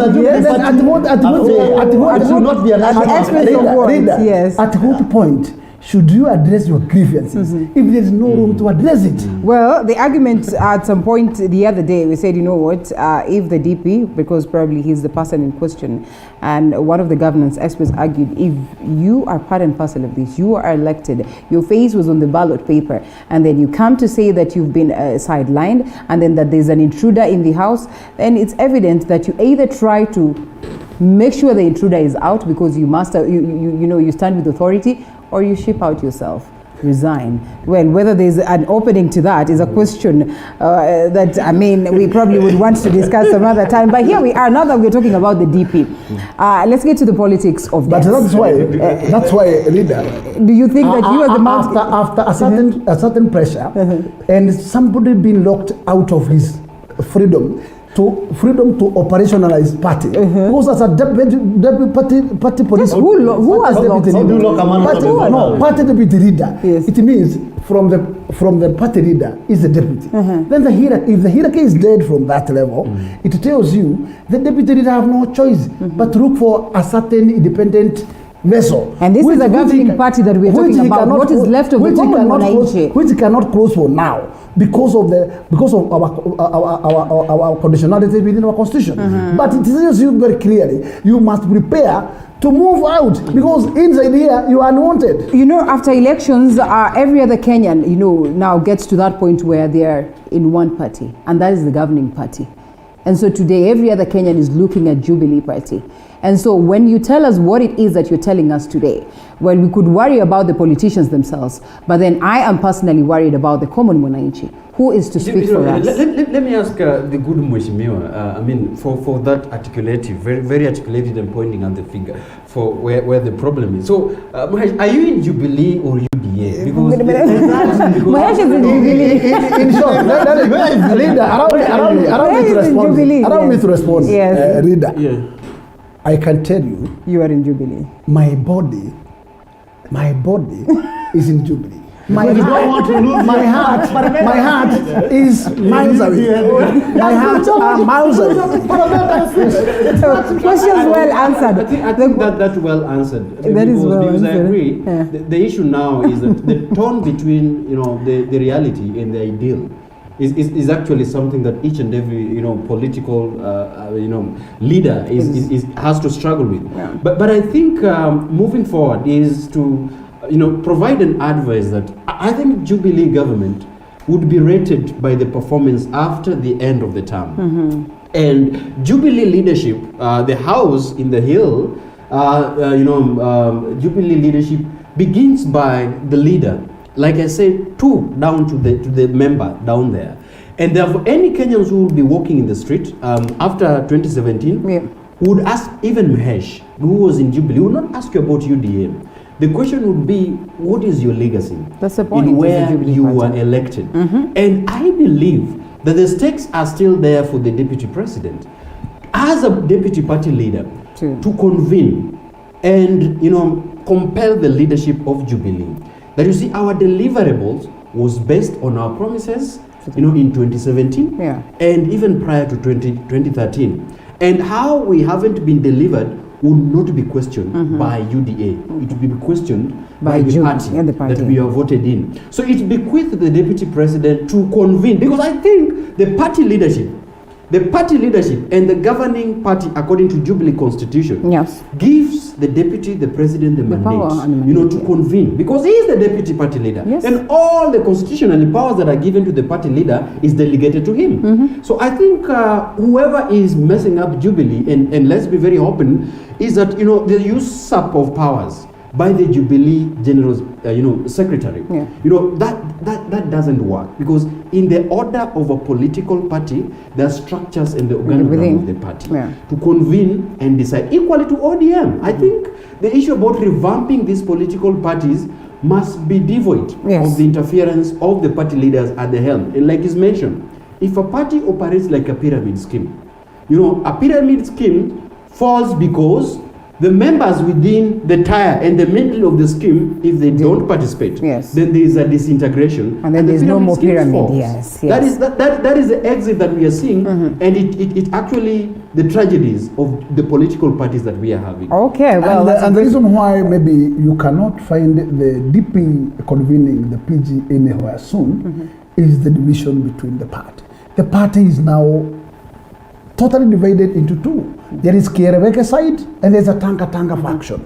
These two factions, there is no way the DP can convene and calm all of them. Therefore, he will convene, he will get only attendance from the Tanga. We are months away to 2022 elections. What will happen to Kumi Yangu, Kumi Yako?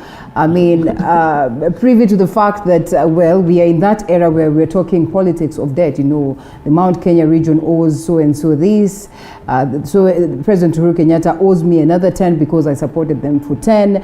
And, President Uhuru Kenyatta is there by the virtue of the fact that, President Moi, may his soul rest in eternal peace, probably was paying a debt or a promise, was in a way trying to fulfill a promise that he gave to, the bigger Kenyatta, that is Mzee Jomo Kenyatta, equally may his soul rest in eternal peace. The politics of debt.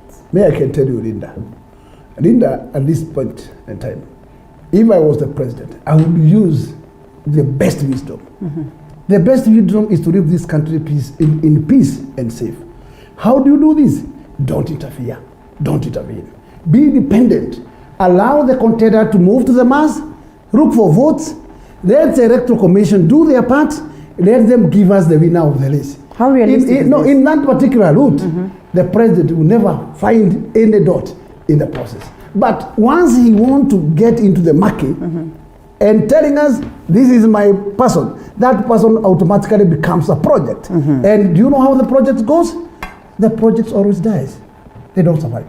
How realistic is it for President Uhuru Kenyatta to stay away from this with the interest of BBI, with, other conversations or other voices reminding him that he's too young to exit the stage, with the interests that are there, matters politics, with the dynasty talk, and equally the hustler talk? The president can stay away as a person, but the presidency cannot.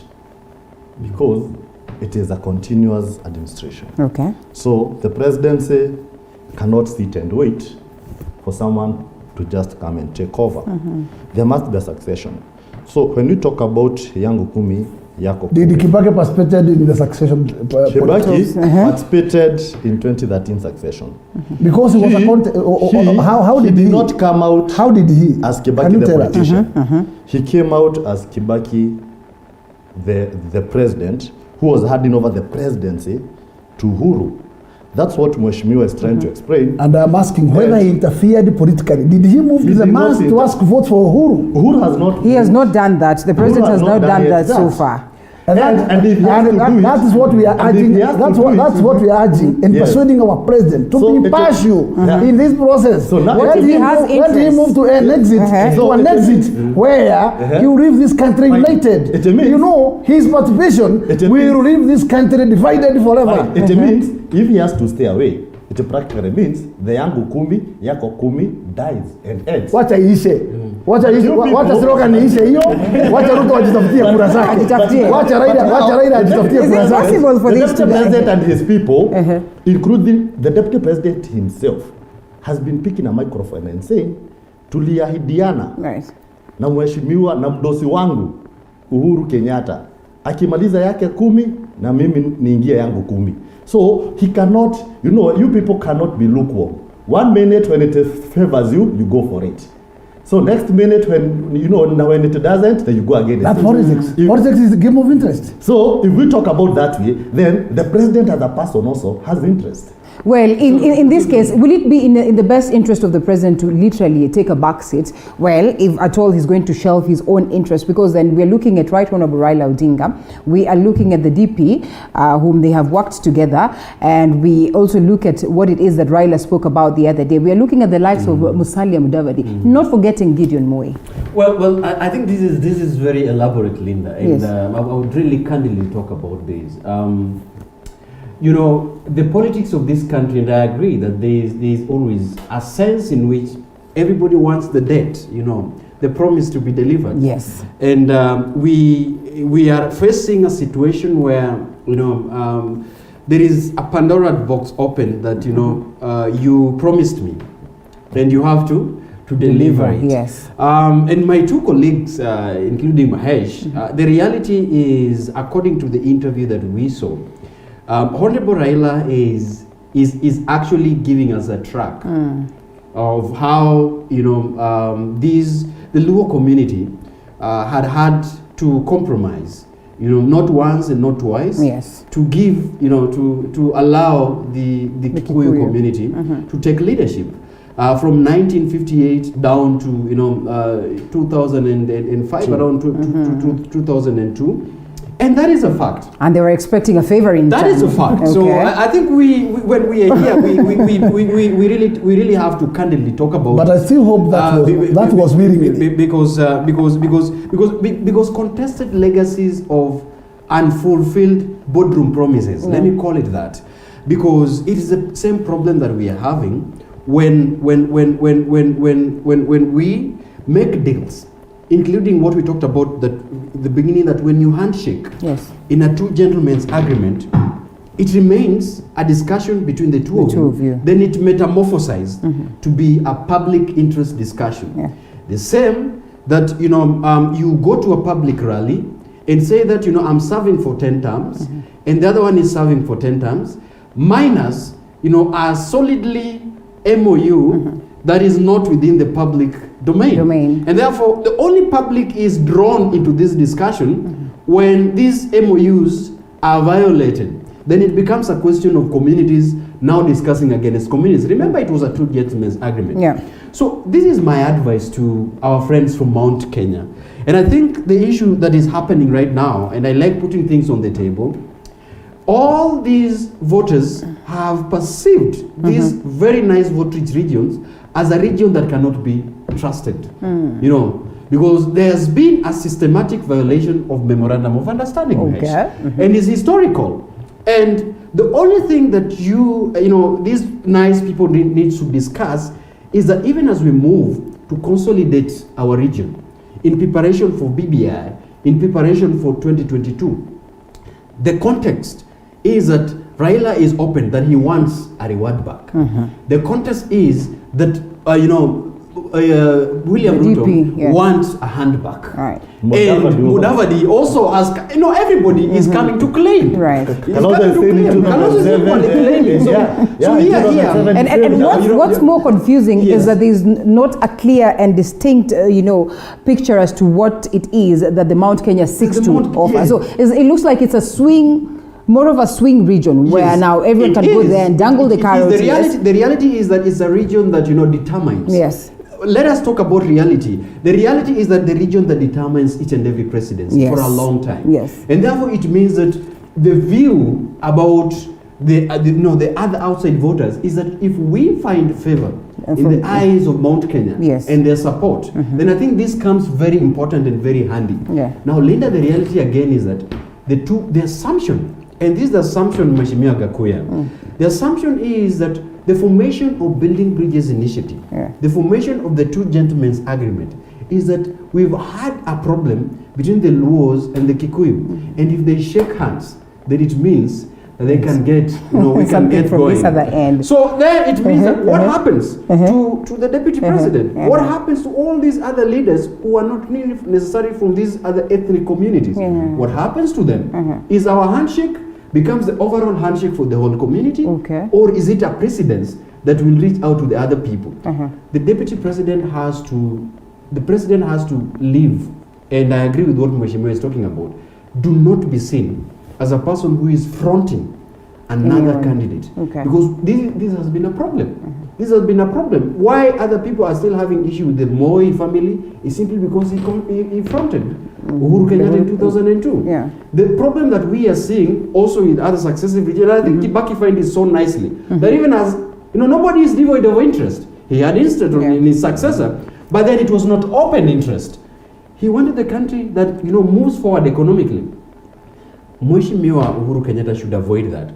The deputy president also, and I agree with what he's talking about, his consolidation in the voters area has been devoid about debts. He said that you don't need to refund me because mine is unity. What I have a problem about is the philosophy.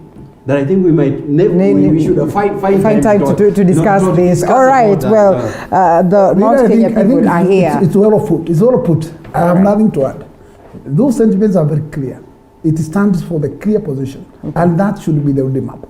Because surely we don't need to have a succession that will still leave us into another dilemma. If the president want to do this Kenya anything good for now, allow Raila Odinga to move to the mass, let him compete with the rest of contenders. Just how sellable is he in the Mount Kenya region now that you come from there? To go and hand votes in Mount Kenya. Around William Ruto to go and hand votes from Mount Kenya region. Because let me tell you, if you have political interest, if the Mount Kenya region seems or look to be a stronghold for the head of the state, the head of the state enjoyed votes all over the country. So in this particular case, he must not narrow himself to that particular kingpin or king leader. Politics is a game of interest. When you come together as a handshake and you have interest. But going to the tag he's carrying a national tag as the symbol of unity for the country. We have nobody else to watch. If he gets himself into that particular exercise of a-sided politics, what will be the outcome? That the president favored a certain person. In a way, right Honorable Raila Odinga has been unpopular in the Mount Kenya region. So that I conclude. Yes. Do not conclude just far. No. All right. In this particular case, in this particular case, yes. Say you are the head of the house. Okay. I am the father. I have 5 children. They all need their share. Suppose they want to compete for a certain thing. Should I start with one, or should I allow them democratically to compete? So I can only release the handle to the winner. And that's so it's never fair. At some point in time, there has to be a winner. All right. This is a game of interest, and I would want to agree with Mheshimiwa, to a larger extent. But then again, it's a game of interest. It's a game of what it is that Daniel speaks about. It's a region where instrumentally and historically Yeah. has determined who's going to be at the top of the hill. Okay. You seek endorsement. Yeah. You seek to look at your friend and see, what can you do to bring onto this side of mine? So at least I'm able to find myself there. And we all know the unpopularity that sits, in the heads of these individuals in terms of, trying to woo the people of Mount Kenya. Just how possible is it for them to go out there, sell themselves without the endorsement of one of the key figures on this particular region? Okay, Mheshimiwa and my friend here, they are saying what need to be done. But we are at a stage that we must look at ourselves from where we've come from. We've come from a region where Mount Kenya region, Luo, the Lakeside region, they are regions that have been a no-go zone for politicians who do not come from those regions. That is for a fact. And today, what President Uhuru has looked at is, he has looked at a scenario where, how do we end this? First things first. It doesn't matter who Mount Kenya region listens to, but how do we make it easy for everybody to go there? Because we cannot say that Mount Kenya region will listen to Mudavadi and not listen to Gideon Moi. We'll listen to Raila and not listen to Ruto. We'll listen to Ngilu and not listen to Waiguru. So how do we make it possible that any aspirant can walk into Mount Kenya, sell his or her candidature, walk out without being victimized?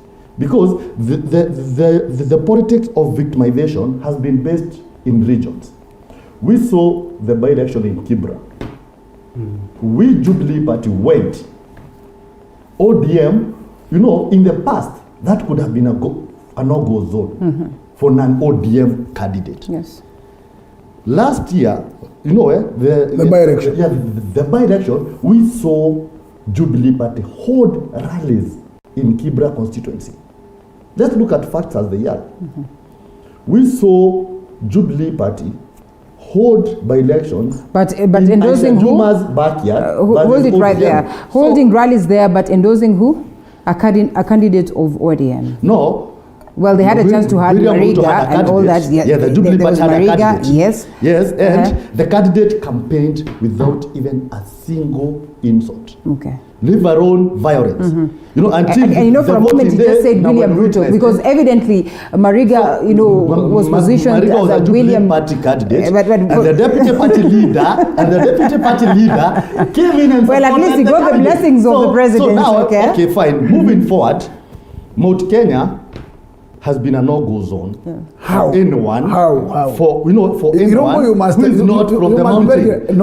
For anyone who's not from the mountain. I can tell you, if there is a peaceful region in terms of receiving contenders, is Mount Kenya. Don't mix. We are not violent. Why Guru speaks of a scenario where you can only be rented, but not be. Later, we have been seeing markets elsewhere. Okay. But let me tell you, let us not put words in the Mount Kenya region's mouth. Okay. These people are very peaceful. I can tell you for sure. But they said they can only be rented. That is leader. What? A minute. Let me finish then. Raila is heading there at Keno. I don't know if that's today or tomorrow. Yes. Just watch. No single stone will be thrown. Yes. He will walk. He will find the masses waiting for him. The Man Kenya are very wise. But they will listen. Will this amount to what we are supposed to do at the end of the day? What we are supposed to do at the end of the day is to leave the democracy to work. Okay. Go there, talk to them, ask for votes. Leave them there. Do they eventually amount to votes? That's what the president has been doing. Setting a platform where anyone can go anywhere in this country and ask for votes, and their supporters will not be victimized, whether it's one vote or two. So when we look at succession from that angle, we can see what the president is doing. He's setting a platform whereby, because the politics of an incumbent wanting to give us a preferred candidate. Yes, it's because he should be. That is also. Walifanya campaign ya ruhusiwa mayo wapi Kenya. Allow go. Hold it right there. Coming to you, Dan. Yes. The cost of tribalism has been real and expensive as witnessed, and most of these leaders have played the tribal card. but today it bites back on them, and Yeah. they never seem to probably learn, because right again they'll get into the old usual ways. So when you look at this scenario, and sometimes it's true, you can have a very fair and square ground to go and politic, but does it amount to votes, which is actually what it is that you're looking for? Yeah, and you see, coupled with that, Linda, we've seen videos on social media, guys being heckled. Yes. In Mount Kenya region, just the other day. Just the other day. The issue about what Irungu mentioned, hostilities. Yes. Whenever you stand to address a party, somebody somewhere comes with a wheelbarrow. You don't know where he's getting it from, and a spade, and Equally, in other parts of the country, we've seen people heckling the deputy president and all other. The unfortunate Kenwell occurrence the other day was terrible. Yes. So, I think the tussle that is within the region, and I'm still appealing to Mount Kenya, is that, I tend to feel that probably what happened was an indoctrination of, and a profiling of certain individuals.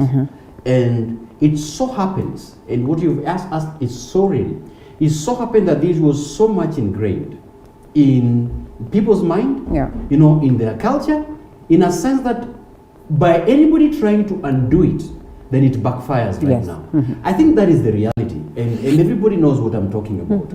So there is a sense in which the chickens will always come back home to roost. And this is very difficult to unlearn. And my appeal is that the reason the president has to stay out of this is one, and I said this, as a leader of Jubilee Party, after 2022, we meet Uhuru Kenyatta and see him on restaurants, talking to people. People will ask him, as a leader of a Jubilee Party, and as a leader of a governing party, and as a symbol of national unity, why did you leave the country so disunited? As a symbol of, as a president who chanted the manifesto of Jubilee, why is the Big Four agenda in tatters?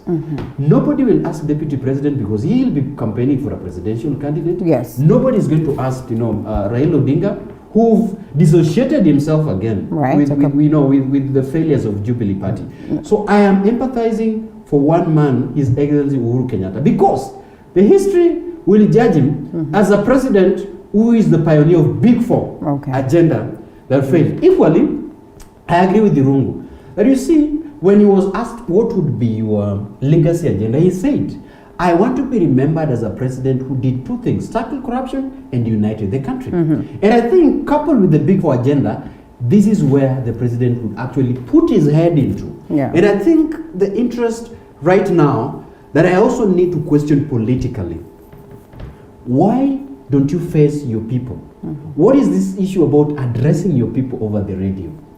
If you are a kingpin of a region, if you decide on the ascendancy, I think it would bequeath you to go directly, face Mount Kenya, who you still serve as a kingpin, and tell them, this is a result of my changes. This is why I'm supporting BBS. Is it valid to question his mode of communication at that point? He was able to reach. It's taken him long. It's taken him long to address, to face. And I think there are plans for him. I think the president, as the head of state, would be very devoid in terms of holding meetings in Sagana with members of parliament twice. If members of parliament are not toying, if they are running away from him and forming UDA, I think it's important for him to go and face the voters and tell him what is necessitating this change. And lastly, for DP, I think we would be very open and candid.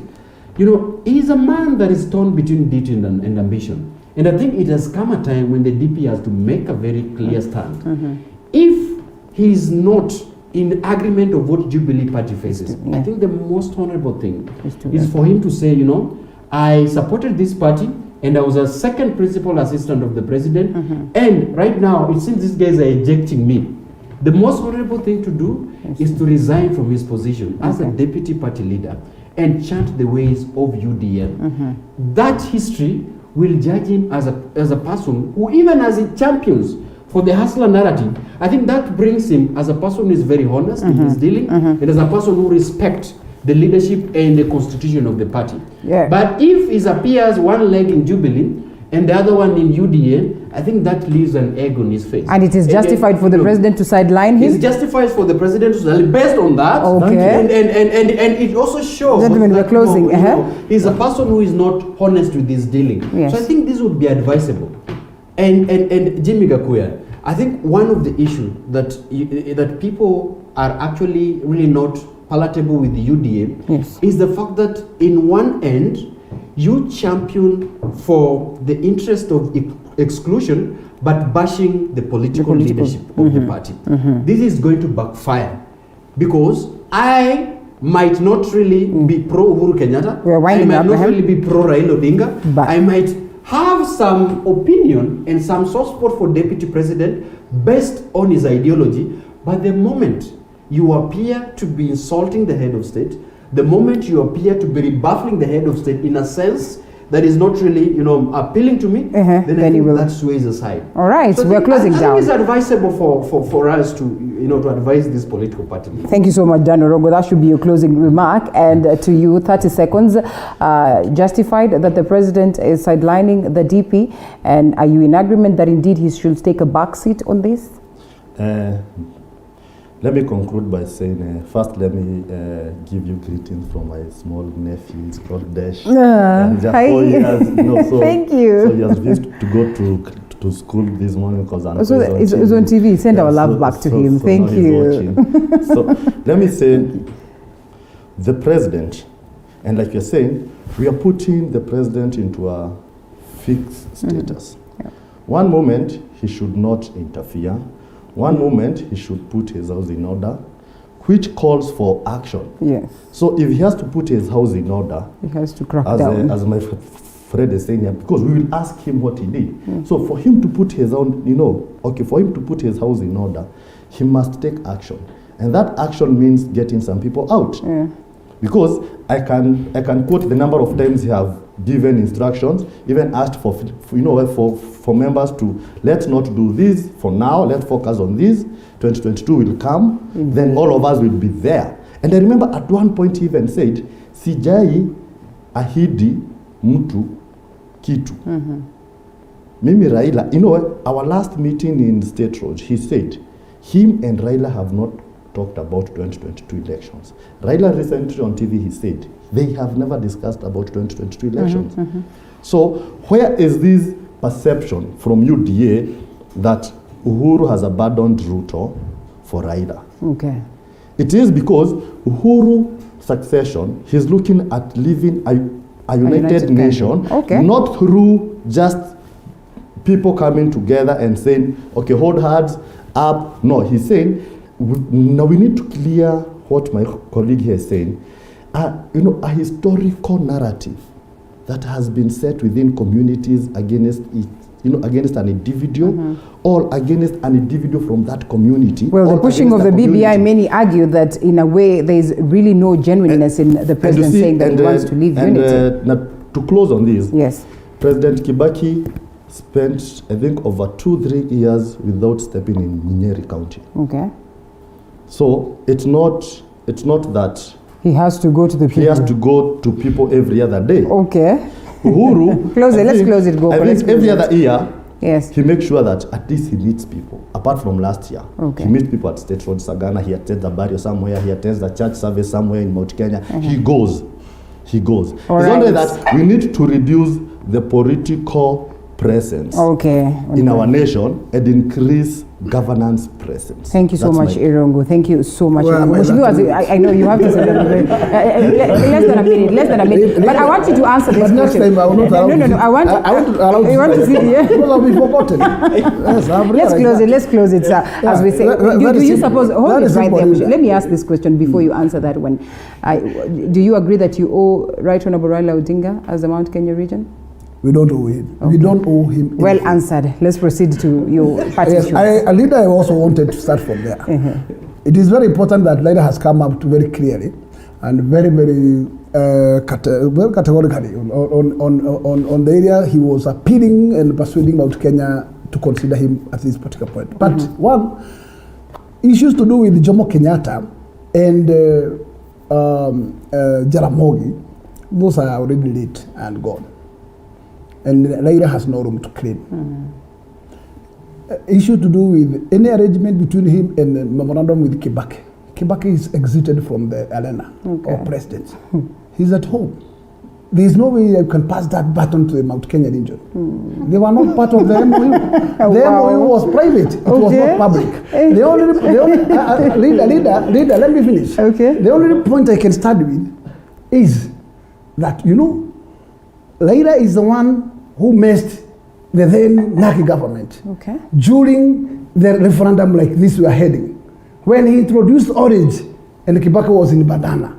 And when the orange turns the banana, Kibaki has no choice. The constitution then was that there was no room to allow somebody who has already thrown you. It's like Ruto voted Kibaki out of the government by that vote of referendum. And what Kibaki did is that Kibaki did his arithmetic and realized that, yes, am I going to be able to complete my term with this body of a person? Then he decided to throw them off, and that's what he did, so that he can be able to complete his term. And you remember very well what happened to 2007 heat. Yes, as we it became so heated that actually we are forced to be won by United States. Yes, it is outside forces which manages this country to be back to its level where Accord was introduced. But today, the community, during a daytime rally in Nakuru, all of us heard the President Uhuru Muigai Kenyatta making a convention that leo tuko hapa na waomba munipe yangu 10 na nikimaliza ya Ruto 10. Kwa hivyo akasema Naki ina miaka 20 kabla bila tukate. So whatever brought the change of tone. The change of tone. It's what but the president has not let me finish. Yes. What the president required to do is very serious, that actually he got a second vote from the original. He needs to tell Mount Kenya that the position we were in 2013 is the same position, has totally changed, and the baton has switched from what I told you. It's no longer 10-10. It is another dimension. Then you tell... Will that not be interfering again with the politics of the day, like you have said? Listen. Then you tell them what it cost you to change the election. As of now, because that convention was doing a day right, does he need to speak or keep silent? The Mount Kenya has owned it, and they feel that they have a debt to pay. Whether Ruto has come out clearly saying there is no debt, as we believe there is. All right, well, now that is double speak, Mheshimiwa. I wish we had more time. We could have expounded some more on that. But thank you so much, Honorable James Gakuya, Member of Parliament, Embakasi North, and governance experts, Daniel Orogo and Irungu Goko. It was good having you this morning. We look forward to another session like this one some other time. We cross over to a different discussion altogether after this short break on matters and rest in schools. Thank you.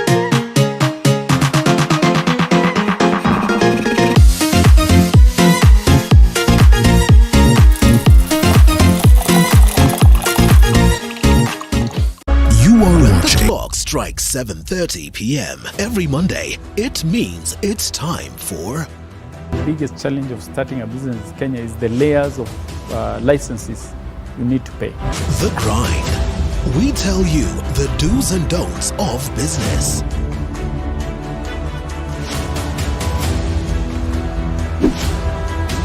But the biggest fear was whether I'm going to make it in business or whether I'll lose my 150,000.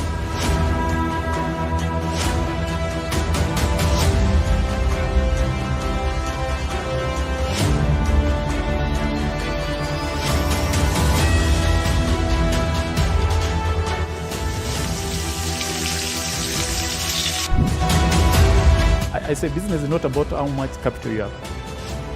The Grind, every Monday at 7:30 p.m.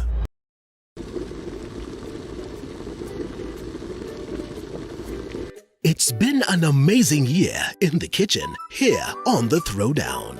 We brought you ugali and brown fish by Sophia. The tasty butter chicken from the classic Mayura restaurant. And the sweet Oreo cake dessert by Lillian. This year, we bring you bigger and better from more mouth-watering meals, kitchen hacks, restaurant reviews, and even street foods. Tune in to the Throwdown every Sunday at 6:30 p.m. When the clock strikes 7:30 p.m. every Monday, it means it's time for The biggest challenge of starting a business in Kenya is the layers of licenses you need to pay. The Grind. We tell you the do's and don'ts of business.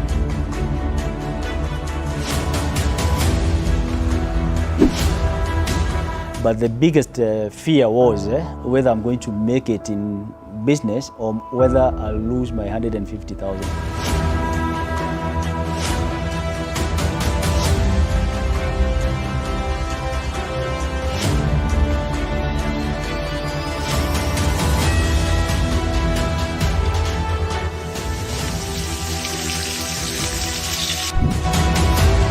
I say business is not about how much capital you have. The Grind every Monday at 7:30 p.m.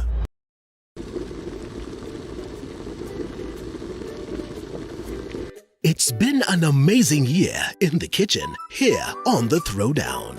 We brought you ugali and brown fish by Sophia, the tasty butter chicken from the classic Mayura restaurant, and the sweet Oreo cake dessert by Lillian. This year, we bring you bigger and better from more mouth-watering meals, kitchen hacks, restaurant reviews, and even street foods. Tune in to the Throwdown every Sunday at 6:30 p.m.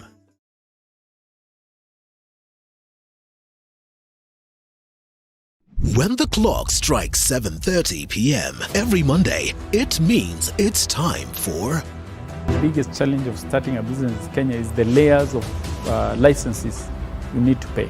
The Grind. We tell you the do's and don'ts of business.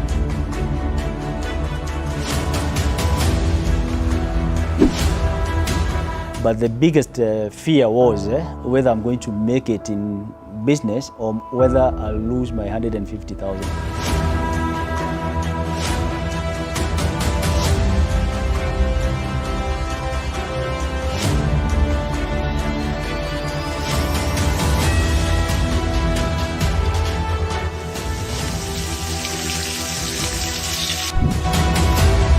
I say business is not about how much capital you have. The Grind every Monday at 7:30 p.m.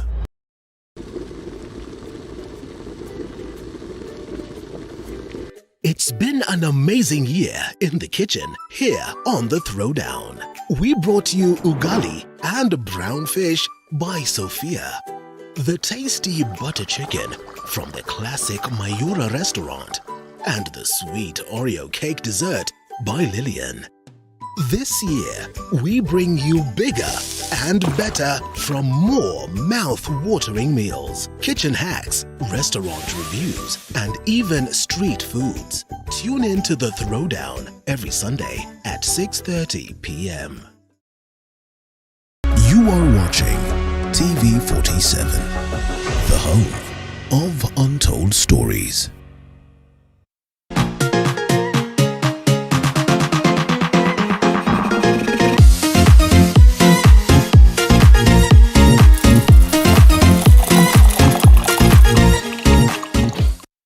Welcome back to the broadcast, the last laps, and we discuss the tough times that we are seeing in schools, the level of unrest that has been witnessed, the indiscipline that is growing by the day, begging the question, what exactly is happening down there? Is it because students were away from schools for the longest of time?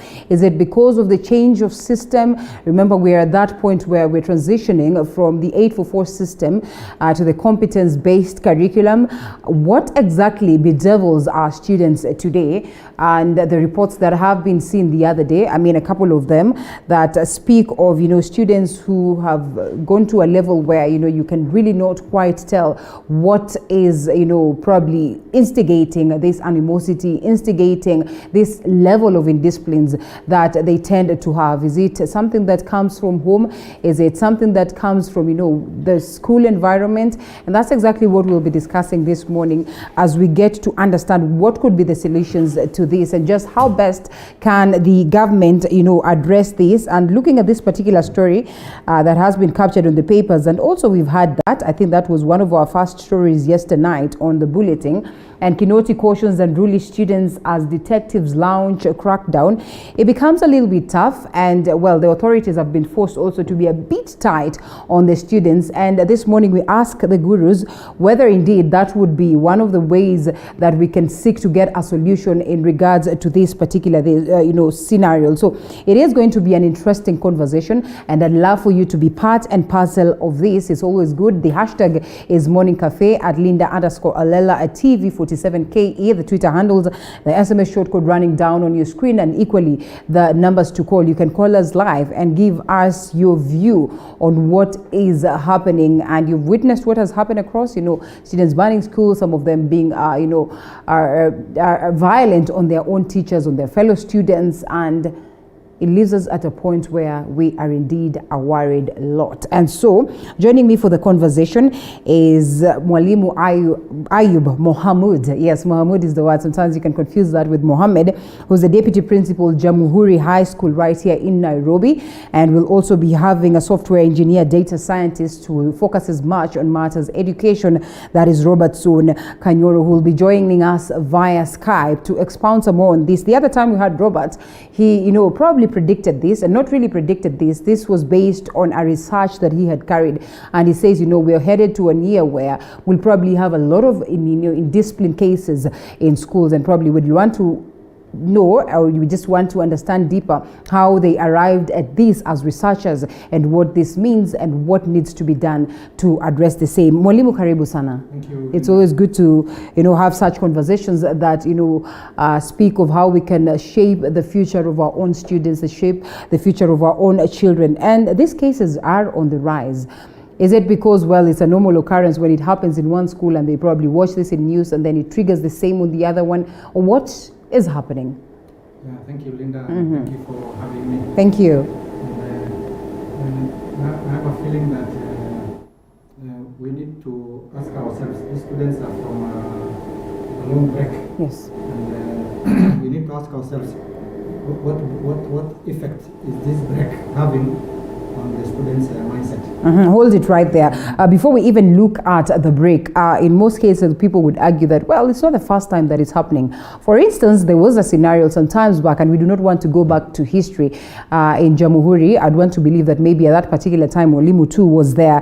And you'd realize that when it happens in Jamhuri, it happens in a different school, it happens in a different school. And even such, happens with, the ASON attacks that sometimes we see in our schools. So today, the students have torched, the students have burnt their classes, they've burnt the dormitories. Before you know it, the next school, the students have done the same. And so that is where we sit down and say, we need to establish what could be the cause of this. And true to it, it's been quite a long break, close to almost 11 months or so. That's a whole year wasted for most of the students. And so they have gotten to that point where they've literally forgotten everything to do with education.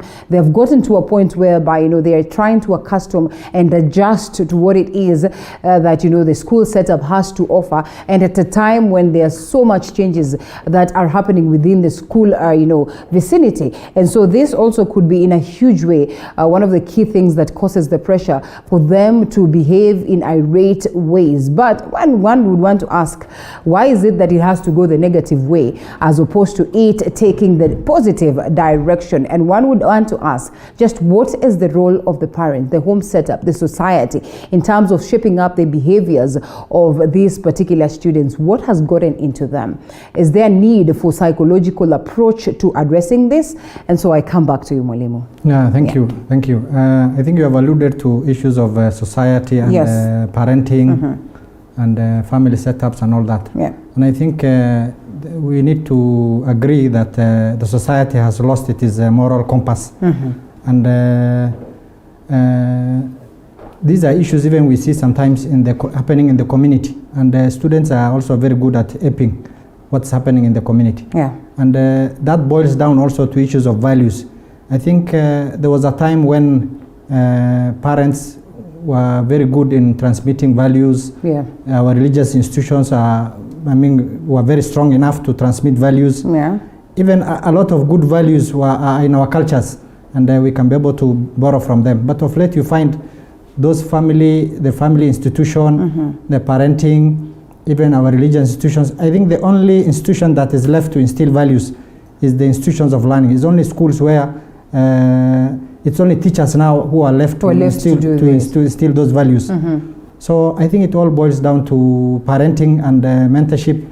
And the parent today is also very busy. That's why we're even finding social media has even taken up the role of parenting. Right. And we're even finding parents, instead of counseling students, sometimes you find even parents themselves require counseling, where students are sometimes abusing drugs, their parents are abusing drugs. So there's a lot of things wrong with our society. Hold it right there. You've spoken about the teachers instilling these values, and honestly, having gone through the experience we've gone through, we all in unison agree that teachers are instrumental and they have played a huge role. But then, before we even come to point fingers at the parents, just how crucial are some of these values that have been instilled at the school setup, that they can easily be eroded in a few months, in 11 months or so to speak? I think you have to also appreciate the fact that the school is part of the community. Yes. And sometimes we cannot have only the school instilling values. Yeah. I think there should be perpetuation of those values even at the community level. So there's no way the school per se becomes a place where we instill values to these students. Yeah. And yet in the community we are having a different thing. So I think we should have a situation where the school and the community and the entire societal setup works hand in hand so that we can be able to instill these values. Otherwise it will look as if we instill it only in our institutions, but it's not happening outside the school compound. All right. So some of these things that have been attributed to this scenario that we witnessed today are, well, technically what happens at the societal level and what happens at, the level of individuals and how they are raised and all that. But let's just look at the school setup where you sit in, where you are. And we probably just speak about the pressures that would probably come out of this setup that would trigger such heinous acts coming from students and such levels of indiscipline. I'd want to imagine that some of these acts we witness, a week into, opening of schools, and you find that a student has stabbed their teachers, a student has gone back home from school, and they have, they claim that they have murdered, family members and also, someone somewhere on the side. So it begs the question as to just what is there within the school setup that would probably bring this pressure, or what is there within the school setup that is not so good that most of the students or some of the students will find as though it's uncomfortable for them, and so they probably do something that is unexpected. Yeah, thank you. You remember I said that we are living extraordinary times. Yes. And for the first time, these students are from a long break, and this could have an effect on their mindset. And we need to ask ourselves questions like, what is it that they were doing at home, which they miss? You remember these students were at home, there were no programs. Some of them could engage in drugs, others were in business, maybe they were touting, they were in border and all that. So you are coming from a scenario where there were no programs and there's all freedom, there's no counseling, and then you are coming to a school setup where there are programs set for you from, let's say, 8 to 5, and your freedom is curtailed. So I think all these can be a factor contributing to what is the anxiety, and all that. And then there's also anxiety in terms of change of academic, restructuring of the academic calendar, the lockdowns and all that. So I think there's a lot of anxiety within the students, and coupled with the long break which they have come from. Yes. And all this is having an effect on their mindset. All right. When you stay with these students as parents and equally as teachers, there's always that tendency where you get to understand them proper, and you understand some of the things that would be of negative or positive effect to them. In the wisdom of the school setup, in the wisdom of the teachers, what do you suppose then should be done? acknowledging the fact that yes, they've been away for a long break, acknowledging the fact that there's some level of changes in the school calendar, and we've also seen the incorporation of a competence-based curriculum, where of course we closed down at a point when we're trying to incorporate this into the system and adapting this fully, at those piloting stages. So what needs to be done then to at least create a remedy, if not long term, then at least short term, to be able to address this? Yeah, thank you. I think it still boils down on the teacher. Yeah. And you also realize the teacher also has to work hand in hand in terms of providing psychosocial support, not only from the school, even from the home. And this is where the school works closely with the parents. Okay. And I'm looking at a scenario where students are supported to have that psychosocial support. But again, we find teachers may be overwhelmed, teachers ill-equipped. Yes. And I think there's a need to have maybe professionals who can be able to provide that psychosocial support in a very professional way, considering that teachers are overwhelmed by the teaching of the curriculum subjects. Okay. And sometimes you might even find the issues of mental health, and a teacher might even see it as an indiscipline. So I think there's need to have that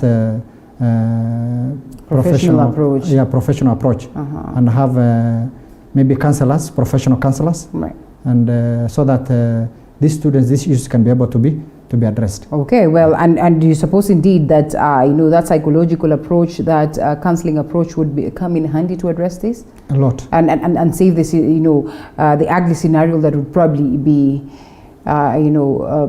something that we'd probably witness in future? A lot, because you even find some of these students come from dysfunctional families. Yes. Disjointed families. And they have a lot of issues even before they come to do their academic work. Okay. So I think it will go a long way in ensuring that these students' needs and their anxiety and all that is addressed without just leaving it to the teacher. All right. People expect a lot from the teacher, but sometimes the teacher is also a human being, and at some point, even the same teacher requires also sometimes psychosocial support. It's true. Yeah. Well, okay, and it's equally important that we look at the research perspective or the search angle, and also the data collection angle in terms of some of scenarios that we have witnessed today, and whether they have worked in the past and how they have been addressed in the past and how bad they've been. And joining us via Skype is the software engineer, data scientist, who's focused much on research also. And at a point when schools closed down, he traversed different parts of the country to do research or to conduct a research and on what would be the likelihoods of having a stable school setup, educational setup at a point when we'll have our students back to school. The other time I had him on set, we're looking at this research and an overview of what it would mean getting students back to school and how they're going to adapt to that. And from his research, he argued that, well, there are likelihoods that we're going to witness a huge level of unrest in schools. And this is what we are saying. We cross fingers that it does not go to another level. But then I would just want to understand how instrumental research is and how instrumental data is for us to be able first to identify the likelihoods of a problem occurring, and how best we can be able to have solutions to this particular problem. So, Robert Kanyoro joins us via Skype. Good morning, Robert. Good morning. Good to have you. Yes, thank you. Yes, the instrument of data collection, pretty crucial, as you had rightfully pointed it, on our previous session. And here we are today. We are speaking of what it is that the research you conducted projected. What would you say of it? Well, thank you so much. And as I told you last time, the data that we collected and the predictions that we made, we were actually not advocating, we were not encouraging a situation where strikes would happen, but we were actually predicting that there would be possibility of strikes this year. Yes. And we have actually started seeing a series of this, and we pray that we are not going to have a repeat of 2008. If you remember around 2008 and 2009, we had a lot of unrest in schools. And what have just started might escalate to what we had in 2008 and 2009. And we don't want to go back there. So it's a very good conversation, and we need to have a way forward to curb this. So the data was able to predict that actually this is what is going to happen because of how the students have been at home and all the other informations that we collected. But it is not late. We are not late. We can curb this. And just how can we do this? We have been people who, evidently depend on research to determine what it is that will take as a solution to certain problems. And even, looking at what has happened previously, and I'm glad that you mentioned the 2007-2008 post-election violence, and here we are coming to a pandemic. And, it's probably not the last time that we're going to experience, such a level of, issues that will crop up and in a way distract the school calendar. What would be some of the lessons that we need to pick out of, the research that you have conducted, so that in the event that we are bedeviled with the same, then we are able to approach it differently in a better way in comparison to how we have approached it, previously? As I pointed earlier, the issues of school strikes are not going to be to be informed or to be caused by just one factor. There are so many other factors that are being involved here. And my suggestion is that we solve an issue at a time. Or rather, if it is an issue, like the teacher has said, if it is the issue of drug abuse, can we solve it individually? Then if it is an issue of maybe teachers having not been paid, can we solve that individually? So there are so many factors that are being involved here. And the main stakeholder here is the teacher, like our teacher has just said.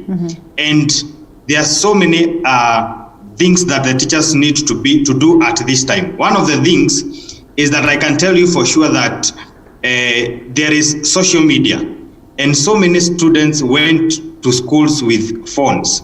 And it is upon the teachers now and the parents to actually know, where did my child leave the phone when he was going back to school? Because these students have the phones at school and they are communicating.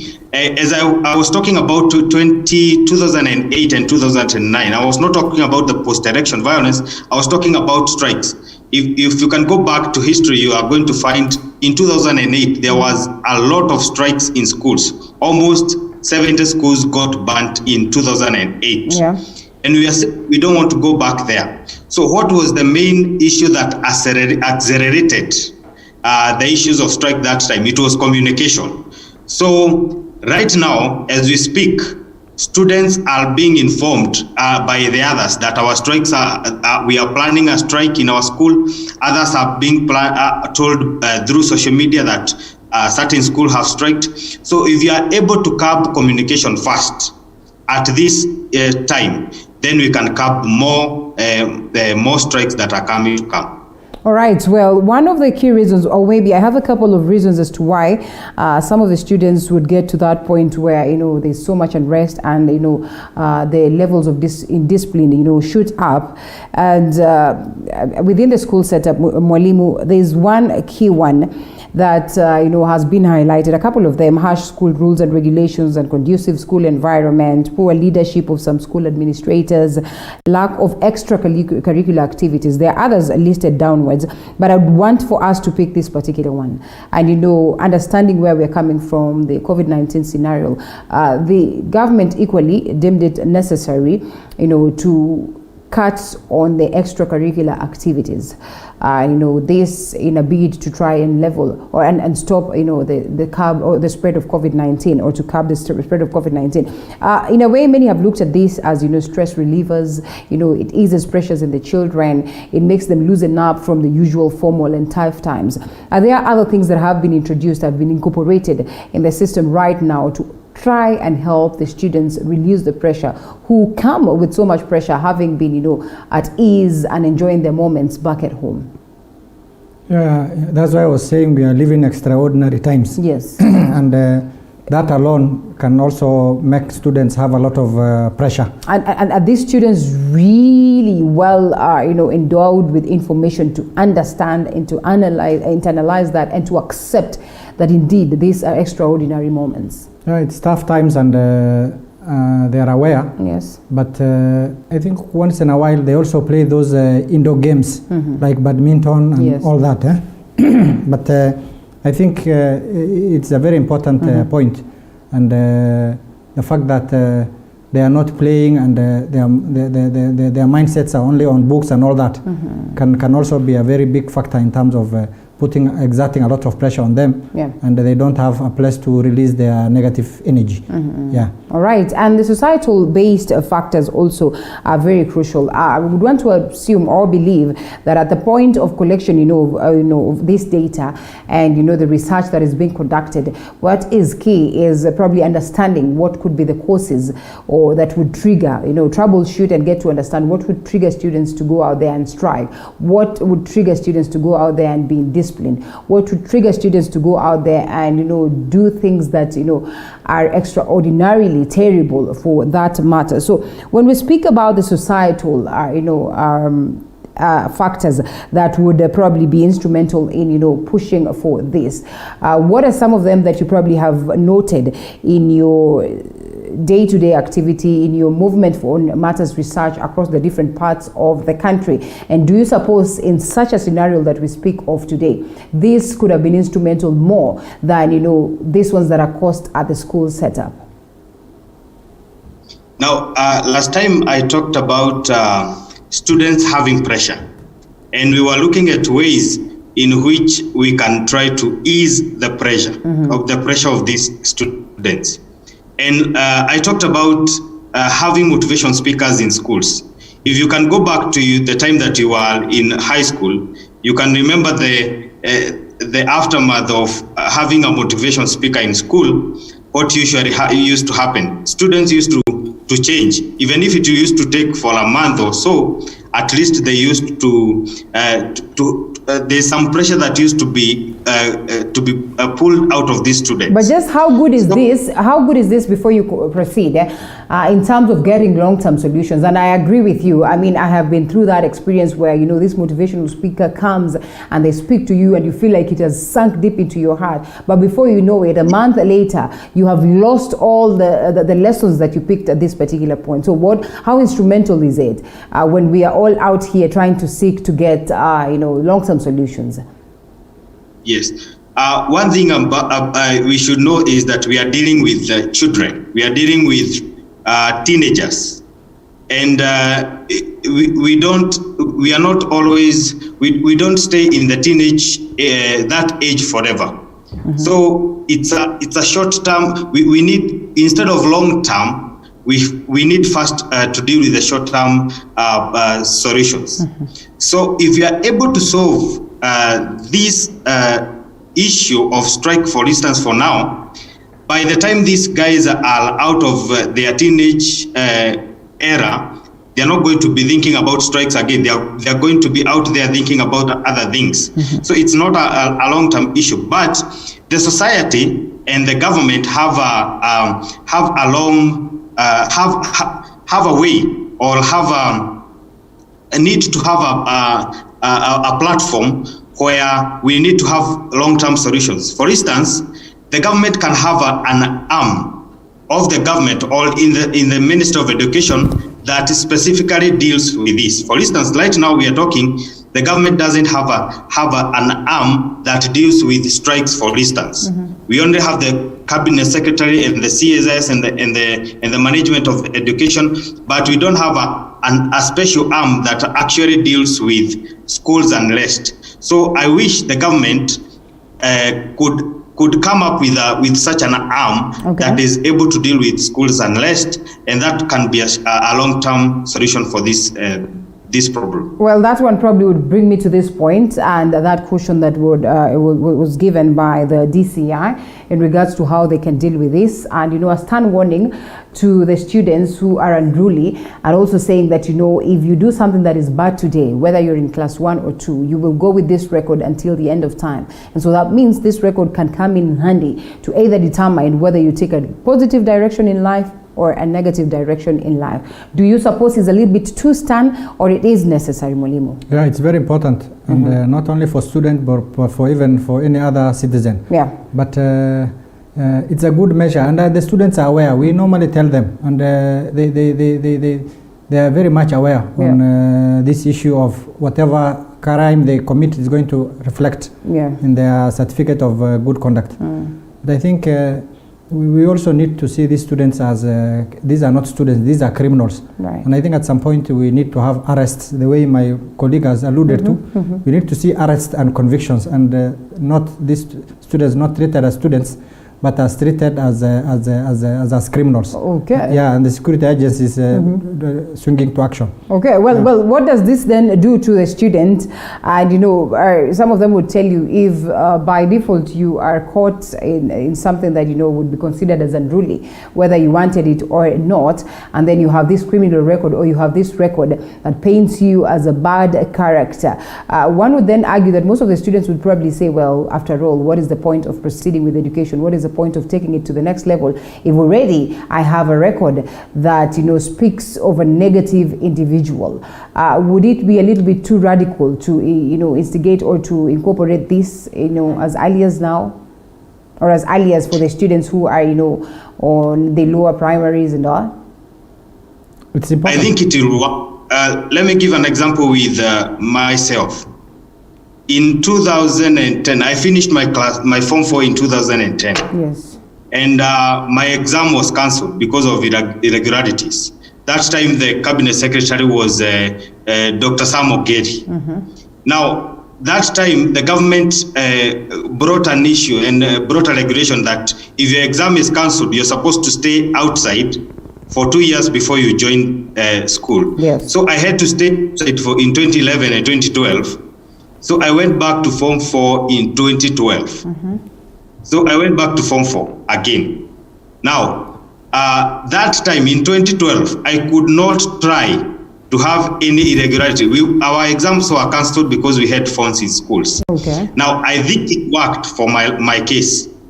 And that such tough decisions by the government will definitely work, because when I went back in 2012, I never want. In fact, I was in the front line to tell the other students that you're not supposed to have irregularities. I was guiding them that there will be consequences if you have irregularities. But at the end, I was able to still get my good grade of an A. But I think that will work. All right. Well, that's incredible. You wanted to say something? Yeah, I was saying it is equally important for us to give that kind of guidance or that kind of directive from the DCI. But we're also saying that does not also stop us from those students, because some of these students, they might also be committing crimes even in the community, and they come back to school to do the same crimes. And I think it's the high time we treat them as criminals, and we convict and we arrest them. Yeah, maybe sometimes it takes 2 or 3 students to ban a dormitory. It might not be the whole school. Right. And I think it's important we deal with them, and we arrest them so that the other students are protected. All right, as we get to a close, generational disparities and the kinds of movies that we watch out here, the kind of information that the students have access to, is one thing that is almost becoming hard to regulate or to address. Just how best can we in equal measures appreciate what technology comes along with, what different generations come along with, but in equal measure also ensure that it does not come in to probably alter or get our students to levels where they are indisciplined, levels where they are not acceptable, or they have characters that are not acceptable in society. So we are living in a time when technology is messing up our children. right now we have a lot of issues of pornography, a lot of different movies. We have Netflix, we have so many sites, we have torrents, and so many sites in the dark web where students are and our children are getting bad information from. Yes. So to me, this is a responsibility of the government. You know, the government, like you had in Uganda, was able to shut down the internet and even the social media. The government has the power to actually have a firewall that is able to actually restrict our children from accessing all this information. The government have the power to even get a firewall or block all sites like pornographic sites. The government has the power to do that. So I think this is an issue of the government to put in regulations for what our children are watching, to what our children are accessing. We have mobile service providers like Safaricom and others. They have a great responsibility to get to know what gets information gets to these kids. Now, in the near future, every kid will be having mobile phones, but whatever they are watching, whatever they are accessing, we cannot control. You cannot control as a parent. You cannot control as a teacher. But I think the government, which has more power, can actually control what information is being accessed by this. Having said that, we still have, as parents and as even the religious leaders, to actually teach our children on these issues. The issues of pornography, the issues of these movies, the issues of the information they are accessing in the internet. We still have a long way to teach our children because there is a gap of technology between our parents and us. And if we are not taught, then we are going to mess up. All right, well, and Sylvester Kimemia drops a message here, says the essence of the matter is to moderate the COVID-19 protocols in the new normal. Do not overdo the protocols. I don't know whether we are overdoing it. Mwalimu will tell us that, but he also says it is the high time schools introduced full-time chaplains and counselors. We don't have those ones in schools today? Yeah, but I think there's a program by government to introduce the chaplains. And Yes. I think chaplains is a way forward in terms of instilling these values, which maybe they are missing at home. And there's a very big role chaplaincy can play. Yeah. And I think it's something ministry has been grappling with for a very long time. But I think it's something that is being worked out. Okay. And this issue of psychosocial support, issues of counseling, issues of, I think all these issues will be handled once we have the chaplaincy in place. And then also, just to add on issue of technology, we live in a digital era. Yes. And there's a tendency for the generation today, they're different from the generations that were there way back. So generation today is very creative. And there's a way sometimes they watch movies on violence and sometimes they have a tendency maybe to ape the same. Yes. And I think this is what we are also experiencing in our schools. But I think technology is a double-edged sword. There's a way we can be able to teach even about lessons on non-violence, social media literacy and all that, and give lessons on maybe de-escalation approaches and all that.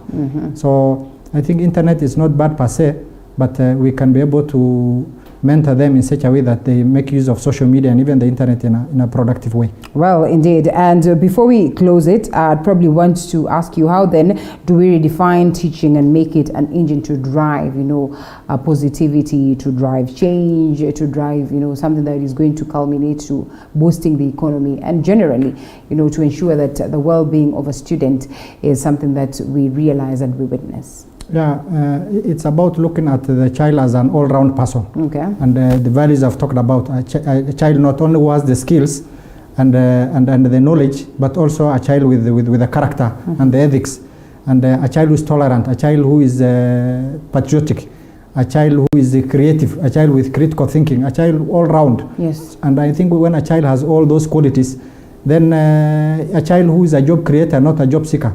I think when we bring out a child as an all-round person, then there's a lot we can do in terms of supporting the economy. Okay, well, Robert, as we come to a close, the instrument of data collection, they say, is important in curbing these vices. Just how can it be put to use? How can it be embraced so at least it offers, that service that is highly required, especially at such a time? So we are living in a data age where everything, business, politics, everything is data driven. That's the age we are living at. Now, we can actually predict what will happen with data in almost all areas in our society, from politics, business, even in our schools.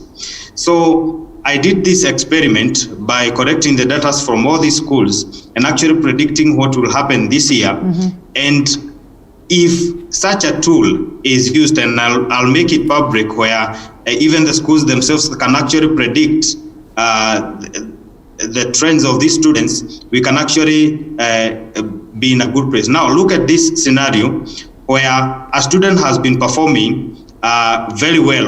In Form 1, he had a B plane. In Form 2, he went and had a B+.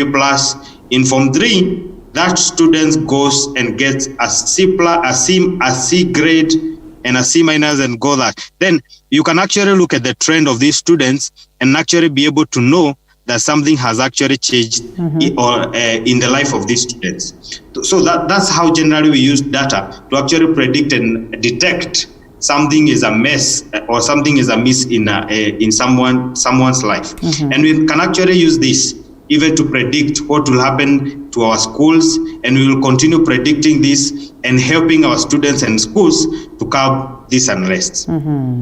All right, well, thank you so much, gentlemen. I am Mohammed, Deputy Principal, Jamhuri High School, and also at some point in time, the holder of one of the best global prize for the teachers.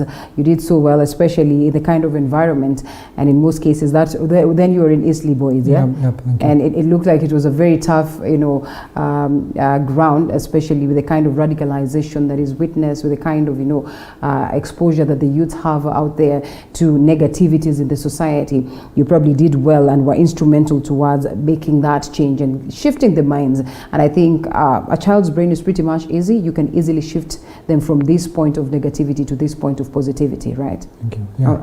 Thank you so much. I am Mohammed Mwalimu, and of course, thank you so much, Robert Kanyori, who's a software engineer and a data scientist. It was good having you this morning. And we certainly hope that we're going to have more and more of these conversations as we strive to